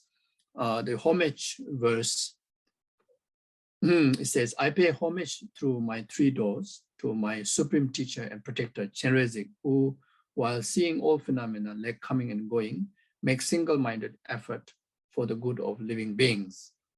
So paying homage to the Avalokiteshvara, Chenrezig, who is supreme teacher to guide us, towards enlightenment, who is the supreme protector to protect us from samsara, protect us from karma and delusion, protect us from suffering.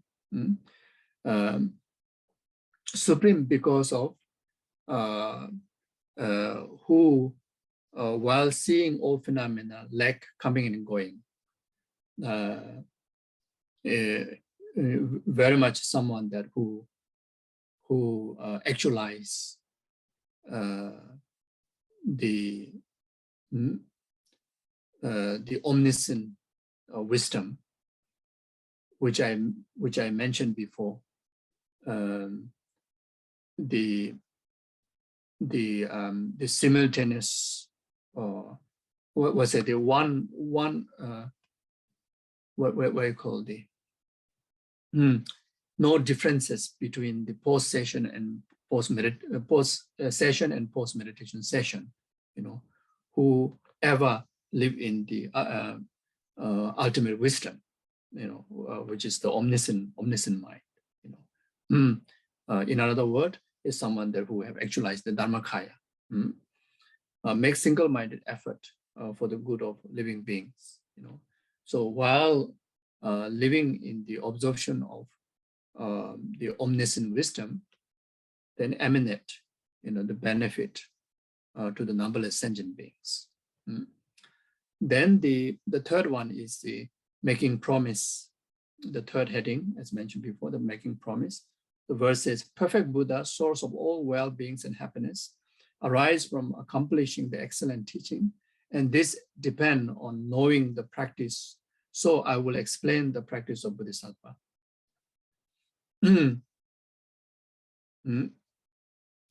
So our ultimate objective is to become Buddha for the benefit of numberless sentient beings. is a Buddha who is the source of numberless sentient beings' happiness. That which arises from accomplishing the excellent the path, and if someone, if individual like ourselves want to actualize the the Buddhahood, then we need to accomplish the path. In order to accomplish the path, then we need to know the path. We need to practice the path. So therefore, Tongme Sangpo says that here that he going to explain, he going to teach all those essential essential practices to adopt the Bodhisattva's conduct and eventually to actualize enlightenment. Okay, so I will stop here. Then from next session, we will start from the. Oh, okay. Just give you just overview so that you have some idea. The preliminary teaching is very much verse 1 to verse 7, from the 37th verse. For the preliminary teaching from verse 1 to verse 7. Then after that, the main teaching of the three capable beings start. The small capable beings teaching is on the verse 8. The middle capable beings teaching is on the verse 9. Then higher capable beings teaching categorized into two. The method aspect of the higher capable beings teaching teach on verse 10 and 11. Then the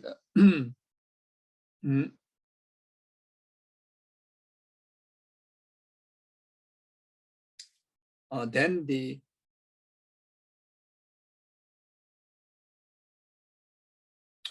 higher capable beings teaching, yes, from verse 10 all the way up to verse 21. Then the higher capable teachings on wisdom is from verse 22 to verse 24. Then after that is a subsequent practice of the sixth perfection from verse 25 all the way up to verse 30. And then followed by, specific subsequent practices is specifically focusing on after you take the Bodhisattva commitments, and whenever we have transgression, and to purify them and to restore the practices. Then verse 37 is the dedication. So we will discuss detail in next session. Thank you. I will stop here. Any questions? Or otherwise, I think I'm already taking extra time of you. I'm okay if you have any questions. Otherwise, we can stop here. Hay algunas preguntas. Si no, podemos también parar aquí. Estoy dispuesto a cualquier cosa. Geshe, cuando se dice las 73 del linaje Togme Sampo, ¿se refiere empezando desde el Buda Sakyamuni? Entonces paramos ahora ¿Estoy en el abierto? ¿Estoy en el floor Sí. ¿Ya? Okay. Sí, ya. So Geshe, the question is that when we count Gyaltsay Togme Sampo as the 73rd lineage holder, we count from Buddha Sakyamuni on? Enlightened being, yeah, not you can count like that, but not necessarily has to be the Shakyamuni Buddha. The lineage, like Buddha Manjushri, Buddha Maitreya, you see, many of the Buddha's, Guru Shakyamuni Buddha's teaching in this era, very much, the transmission, transmitted through the profound lineage and extensive lineage. Profound lineage from Manjushri, then Nagarjuna, Shantideva, then extensive lineage, Maitreya, Asanga, Selingpa, then Adisha. So you can refer to Shakyamuni Buddha. You can also refer to the lineage all the way up to Manjushri and Maitreya. Que sí, pero no obligatoriamente, en el sentido de que muchas enseñanzas bien están asignadas al linaje de profundo, al linaje extenso. Entonces, por ejemplo, si contamos que son formuladas a partir del Buda Maitreya o del Buda Manjushri, entonces cuando se habla de linaje extenso, pues hablamos de, primero ha dicho el profundo, pues hablamos de Manjushri, Nagarjuna, Shantideva y demás, o del profundo Maitreya, Sangha, Sherlimpa, Atisha.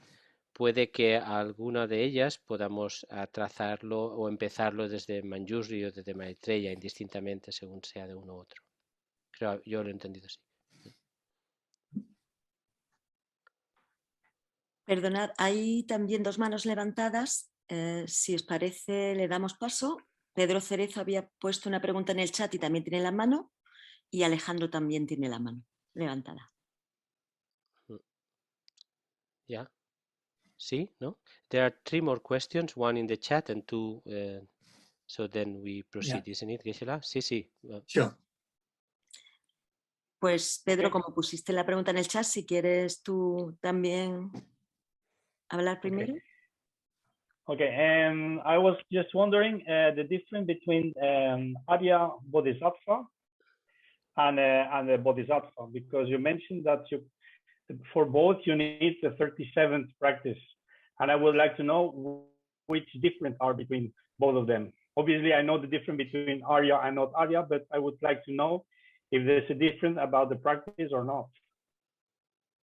Okay, so the Arya ordinary, very much, the Bodhisattva is someone who actualized the spontaneous bodhicitta realization, enter into the Mayanic path, who are in either path of accumulation, path of preparation. Within these two paths, the practitioners are ordinary Bodhisattva, and those who are in a path of seeing, path of meditation, who are along within the 10 bhumis, are the Arya Bodhisattvas.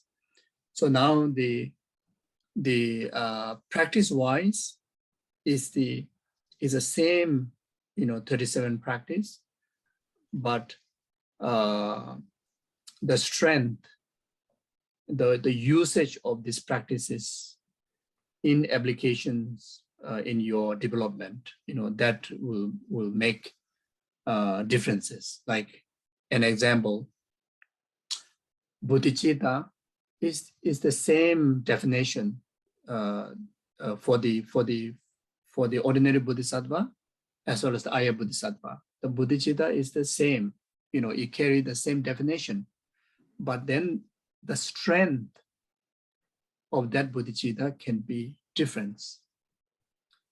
Emptiness is only one definition. Emptiness for the Buddha, emptiness that which Arya Bodhisattvas realize, ordinary Bodhisattvas, you see. Okay, here now emptiness. I think I have to differentiate.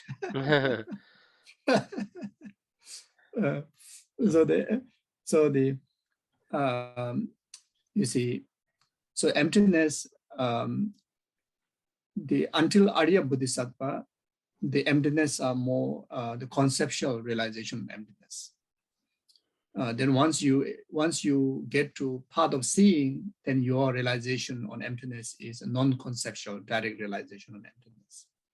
Then from path of seeing onward within the 10 bhumi, same emptiness, same quality, but the strength when you apply as antidote to negation differs. But the strength comes from the strength of the bodhicitta. So that's why the bodhisattva go into meditation on emptiness. Then after that, they come out from the retreat, come out from the session to build their iman, accumulate more merit through bodhicitta. When they are fully motivated, then they again go into the session. So like that. Entonces, en referencia a lo que difiere un bodhisattva ordinario o un bodhisattva arya, primero, el primero debe tener esta bodhicitta espontánea, que es el que hace que entre, que es lo que hace que entre esa persona en el camino Mahayana y discurra por los caminos de la acumulación y de la preparación. Eso es el bodhisattva ordinario, mientras que el bodhisattva arya es aquel o aquella que ya ha logrado el camino de la visión o discurre por los caminos de la meditación, el camino de la meditación y los 10 bhumis. Por tanto, en referencia a la práctica de las 37 prácticas, la diferencia está en el poder o la fuerza en el uso de estas prácticas en el propio desarrollo espiritual. Un ejemplo sería, ¿no? La definición de la bodhicitta es la misma, ya sea para un bodhisattva ordinario o un bodhisattva arya, pero la fuerza de esta bodhicitta en ellos o en ellas es diferente. Luego viene la vacuidad. La definición es la misma, ¿no? Geshe la ha empezado en una dirección, pero luego ha cambiado. Bueno, aquí tengo que diferenciar algo un poco más. En un bodhisattva ordinario, hasta que no es un ser arya, un bodhisattva arya, su comprensión de la vacuidad es conceptual. Es solo cuando el bodhisattva logra el camino de la visión, se convierte en un ser arya, que esta comprensión, esta percepción de la vacuidad se hace directa, no conceptual.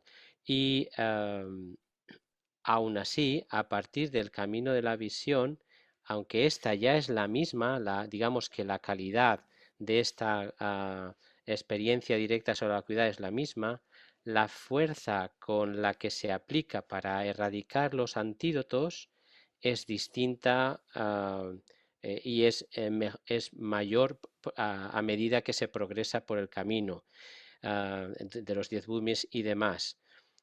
Y dice que por tanto, aquí la diferencia de la fuerza va a residir en la bodhicitta. Por eso, el bodhisattva o la bodhisattva en el camino, en periodos entre sesiones de meditación, trata de acumular muchos más méritos de manera que cuando con esa fuerza luego entra en meditación sobre la vacuidad para de alguna manera actuar sobre los engaños, etc.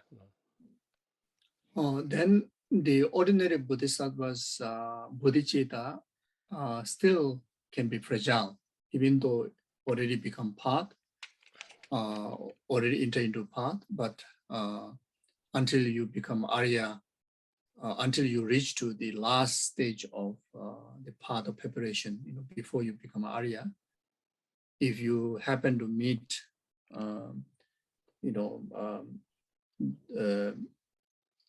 someone strongly can influence you to, the lower yanas, then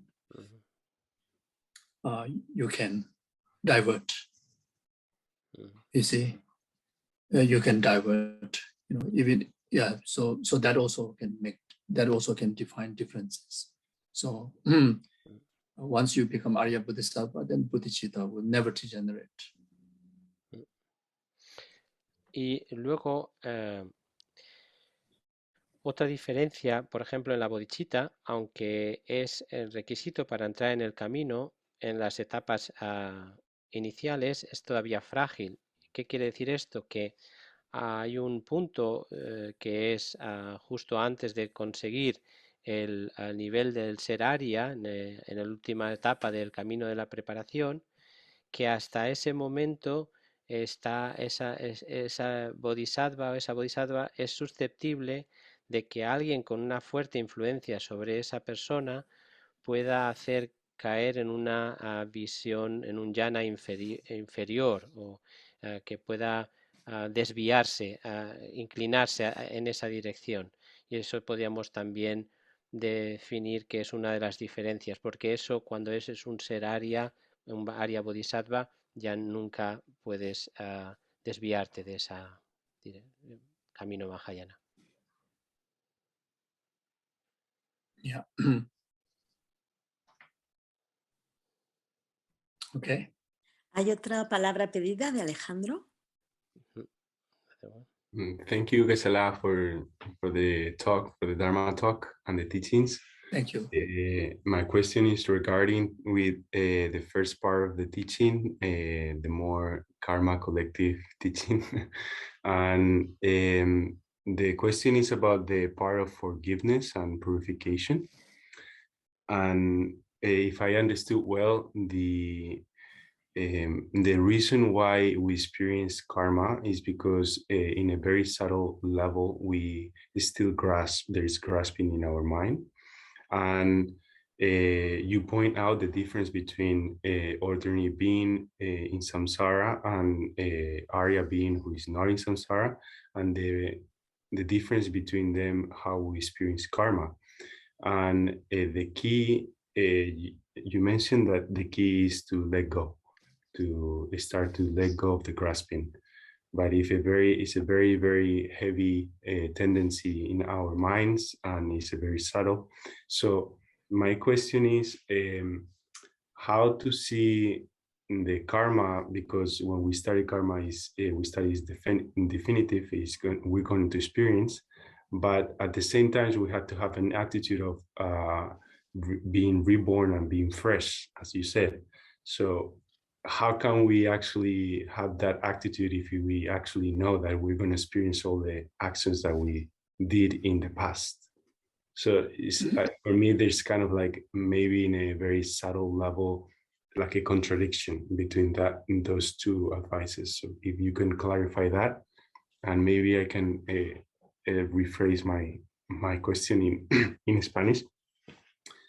Estaba dando las gracias a Geshe por su enseñanza, y también la pregunta que quiero hacer es sobre la primera parte de la sesión, sobre la enseñanza espontánea del karma colectivo que hemos tenido, y en particular sobre la práctica del perdón y la purificación, y que se le había mencionado que es debido a que tenemos aferramiento en nuestra mente, que experimentamos, los seres que tenemos aferramiento aún a nivel sutil en nuestras mentes, seguimos aferrados, entonces experimentamos el karma. Como no podemos soltar o como dice, dejar ir este tipo de tendencias, experimentamos el karma de nuestras acciones pasadas.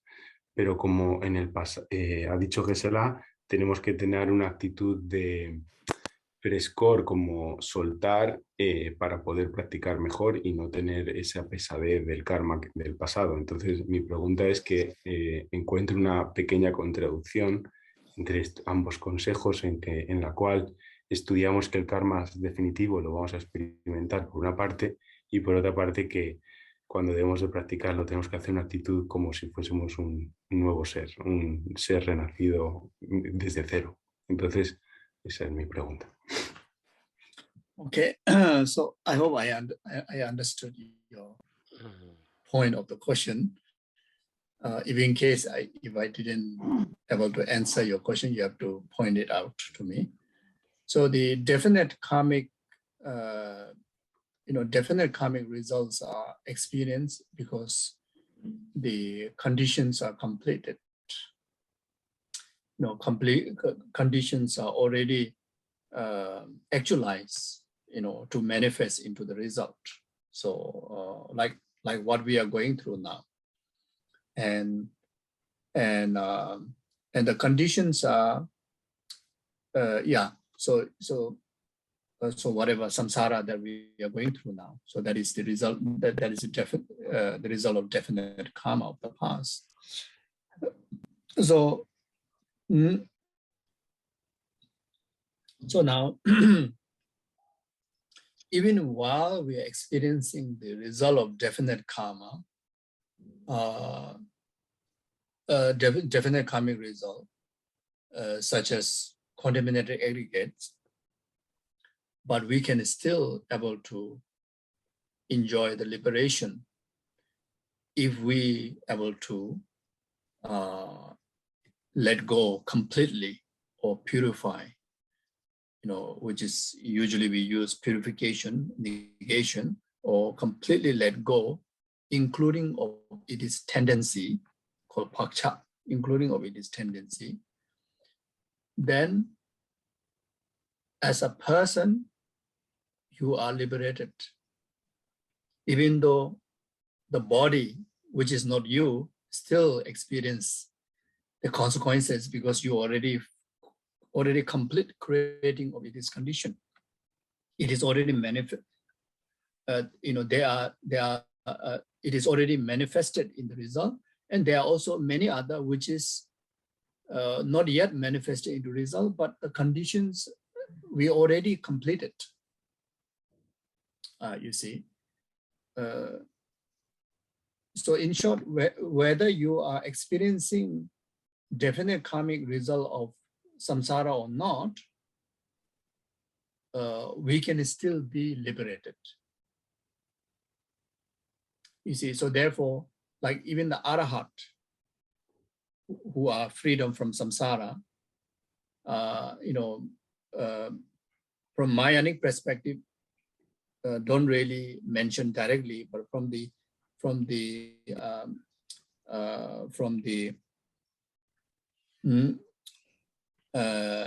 Hinayana perspective, it talks about nirvana with remain, nirvana without remain. So you see, so nirvana with remain is talking about the practitioner already achieved liberation from samsara, but still not yet abandoned the contaminated aggregates, physical aggregates, not dead yet, not dissolved into absolute consciousness yet, because the bases are still contaminated. So from there we can understand we can actualize nirvana with remain if you're able to let go of the karmic tendencies. And if we want to experience nirvana without remain, then after we complete all the definite karmic result, when we all our bases go into conclude by ceasing of exhaustion, when we fade ourselves into dharmakaya, the clear light, then from that clear light you illustrate rainbow body or wisdom body or dharmakaya, or even without name anything, but stay out of the condemnation, then you are in the state of nirvana without remain. Does it make sense? Yeah, if I understood correctly, is that they co-emerge, like they can live together, these two, they're not either one, right? Like this is yes, what they can live together without harming each other. Okay. If you attain if you attain the cessation, the cessation is very much mental perspective. It's nothing to do with the physical thing. Another example, like in our problematic world, for Buddha it's Pure Land, but for us it's a complicated world. So it's not defined by place. That's why previously I give example of even Buddha comes in, some carry human form, like our gurus. Some carry slightly, special, like more special than ordinary human form, like the Sambhogakaya, who live among the Bodhisattvas. Then the another aspect of Buddha is completely void of any tangible thing, no physical tangible body at all, the Dharmakaya, the wisdom body. So from here also you can understand it's nothing to do with the objective or physical level. It's very much about the mental quality.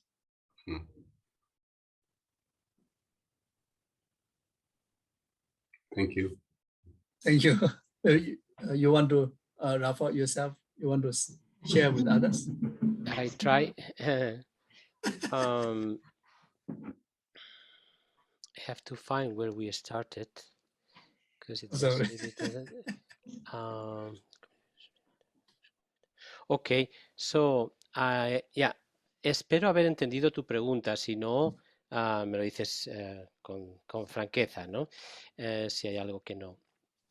El karma definitivo se experimenta cuando las condiciones se han completado. Digamos, la situación nuestra actual en samsara, digamos, todo esto se manifiestan cuando se completan las condiciones. Por tanto, es, digamos, de alguna manera experimentamos el resultado de un karma definitivo del pasado.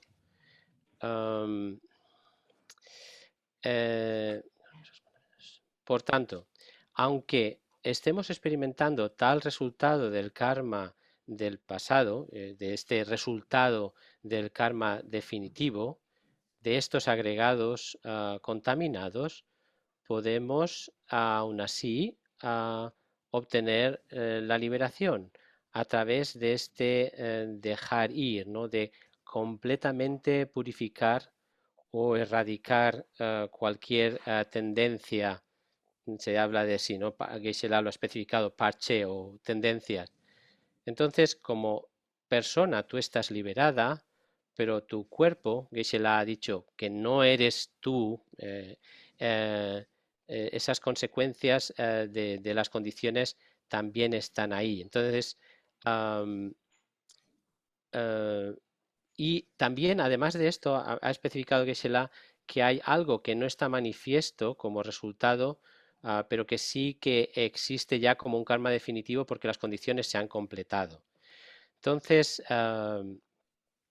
estemos experimentando samsara o no, por ejemplo, vamos a usar a los arhats. Los arhats están libres del samsara, son seres que se han liberado.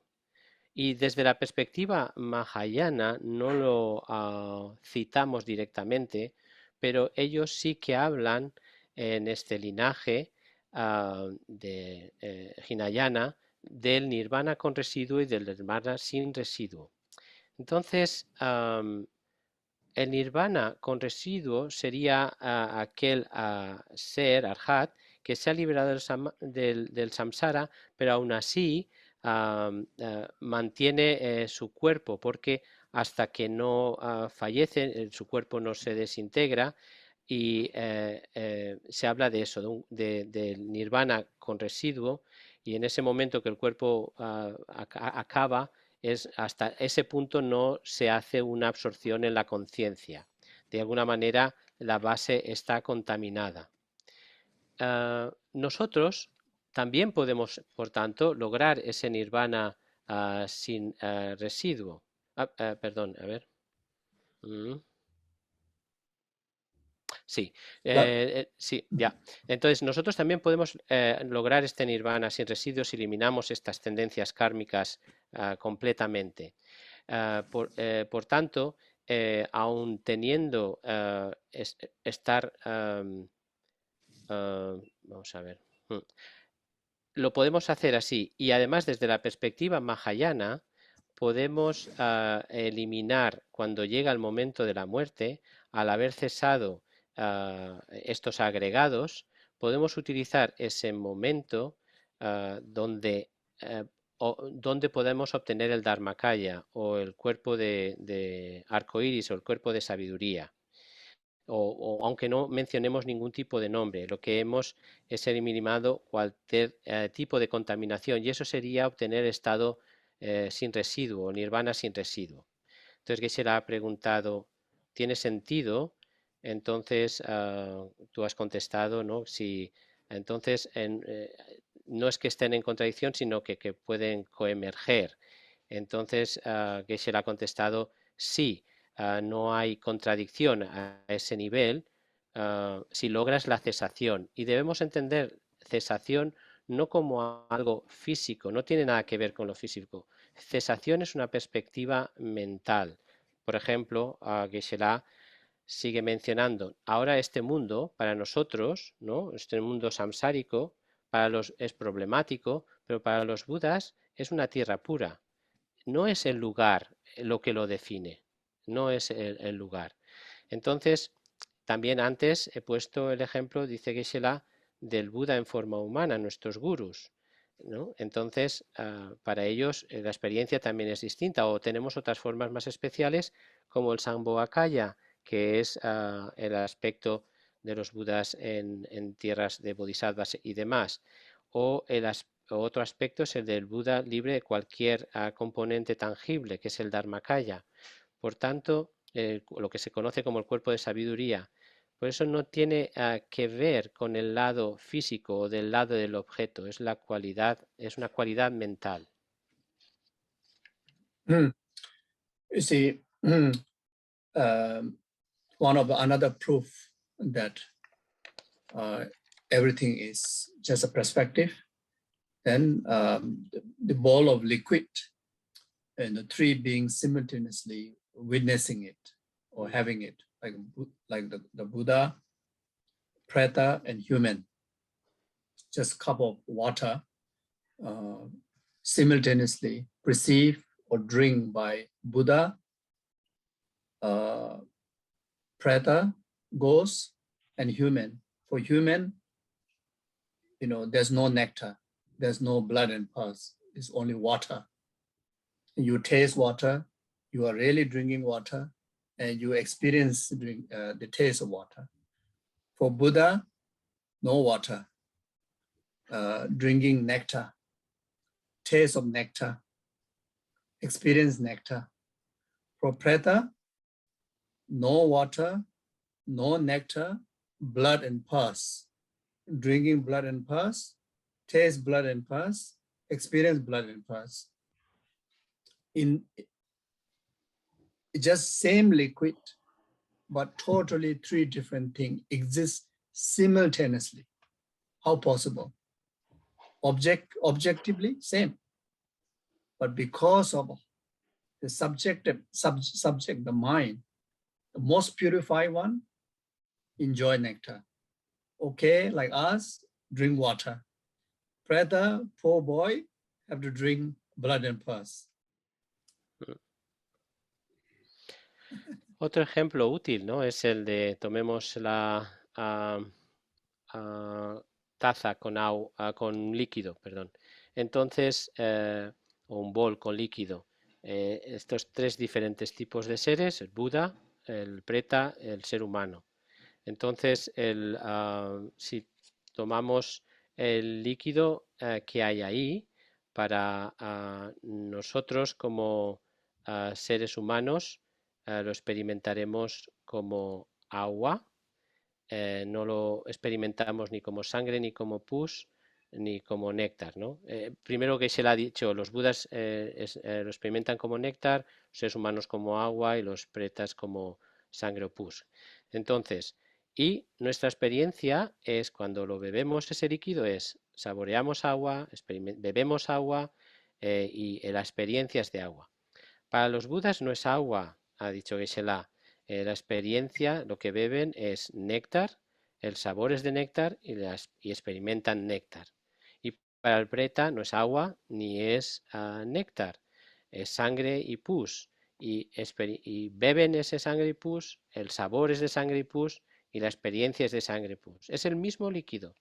Entonces, pero y lo que lo define no es del lado del objeto, son tres diferentes seres con tres diferentes experiencias. Entonces, desde la parte de la mente, del lado del sujeto, quien tiene la mente purificada, como el Buda, néctar. Nosotros que estamos más o menos ok, pues agua. Y para el pobre chaval, ¿no? Dice Geshe, ¿no? En forma de que es el preta, no tiene más remedio que experimentar sangre y pus. So we usually, the language we use is say, oh, because of different karma, so you experience differences. But karma here is referring, karma is not about tangible phenomena. It is about, it is a mental factor.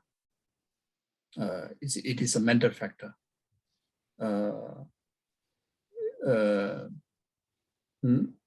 It is also called as the tendency.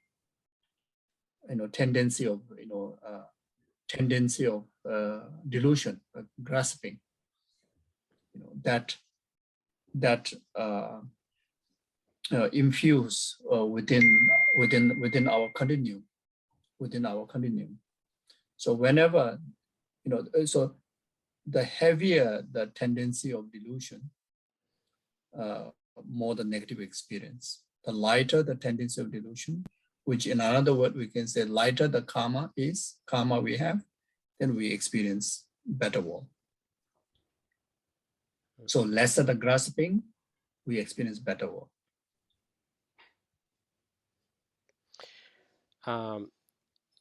Lo solemos decir así, ¿no? Es que es debido al karma. Estas experiencias surgen debido al karma, pero aquí no tenemos que pensar que el karma se refiere a un fenómeno tangible, es un factor mental, es la tendencia de los engaños y del aferramiento que impregnan nuestro continuo. Por tanto, cuanto más pesado sea este karma y demás negativo, entonces la experiencia es mayor de sufrimiento. Cuanto más ligero sea este karma que tenemos o que arrastramos, experimentamos un mundo mejor. Cuando menos, dicho de otra manera, cuanto menos aferramiento, entonces más ligero y mejor es el mundo que experimentamos.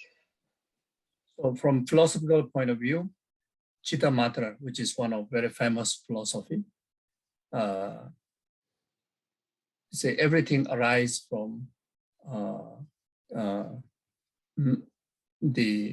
everything arises from the tendency of the action, tendency of karma. Everything arises from the tendency of karma, or in other words, everything arises from the mind. The Chittamatra would understand that. So you can also relate what I mean, what we have discussed before.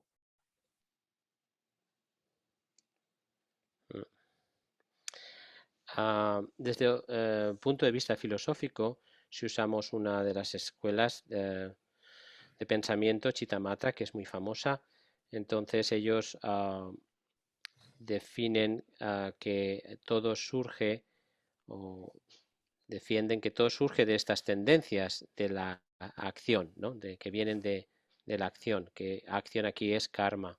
Entonces lo dicen también de otra manera, surge todo de la mente. Entonces ellos lo entienden así. Y nosotros podemos usar esta perspectiva relacionándola con todo lo que he explicado antes, ¿no? Al respecto. Even better if we use Pasangika Madhyamika's view to understand all this, is Pasangika Madhyamika's view is everything arises from merely labeled by mind. Everything arises from merely projection of your mind. Nothing exists from its own side. So this will make even better sense how things exist.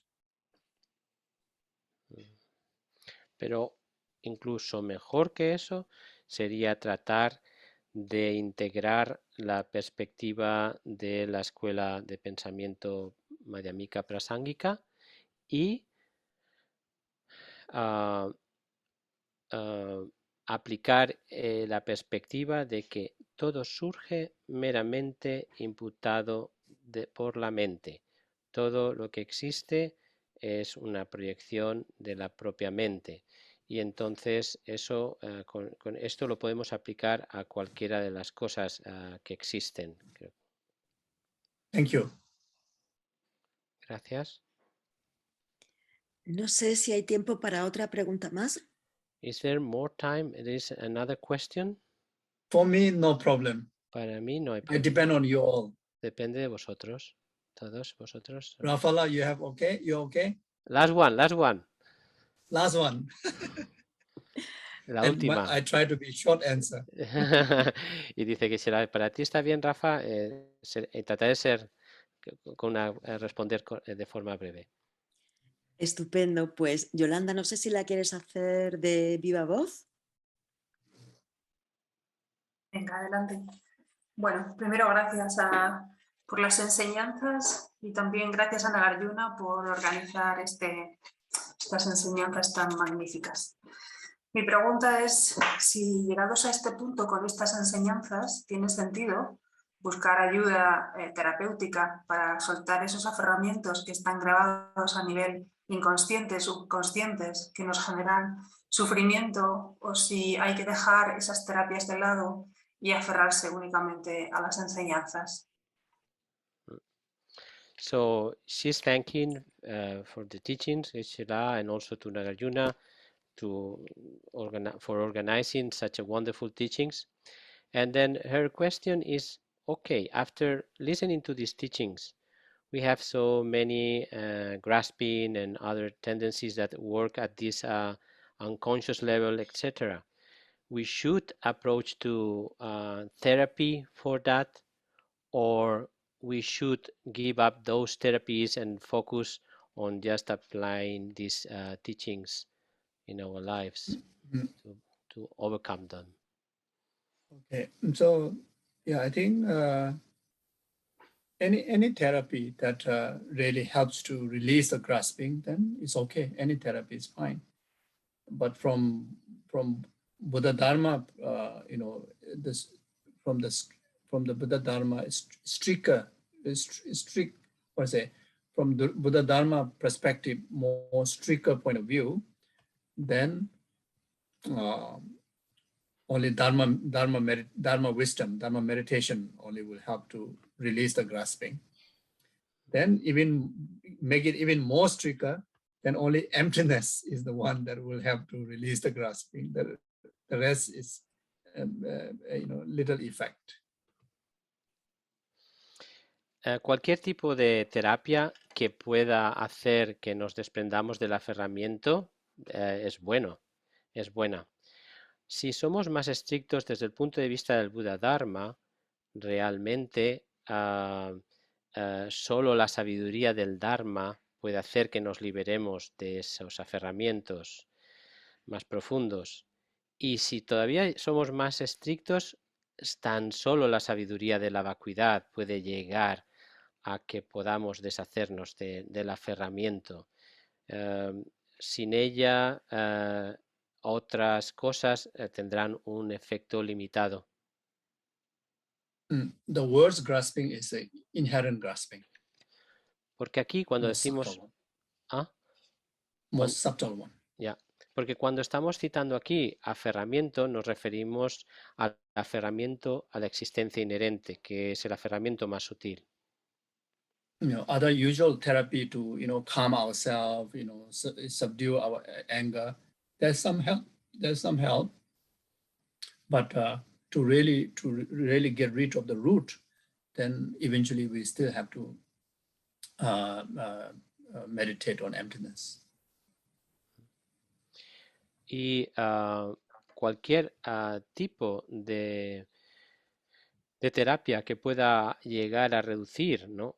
Calmar nuestra mente, subyugar, por ejemplo, el enfado y demás, hay beneficio en ella, hay cierto beneficio, pero si queremos llegar a liberarnos desde la raíz, entonces tan solo la meditación en esta sabiduría o usar la sabiduría que comprende la vacuidad es la que va a poder lograrlo. Thank you very much. Thank you. Okay, just take a moment to dedicate. Muchas gracias. Ahora pasamos un momento para dedicar. Yeah, so dedicate in bodhicitta and emptiness. Vamos a dedicar con bodhicitta y vacuidad.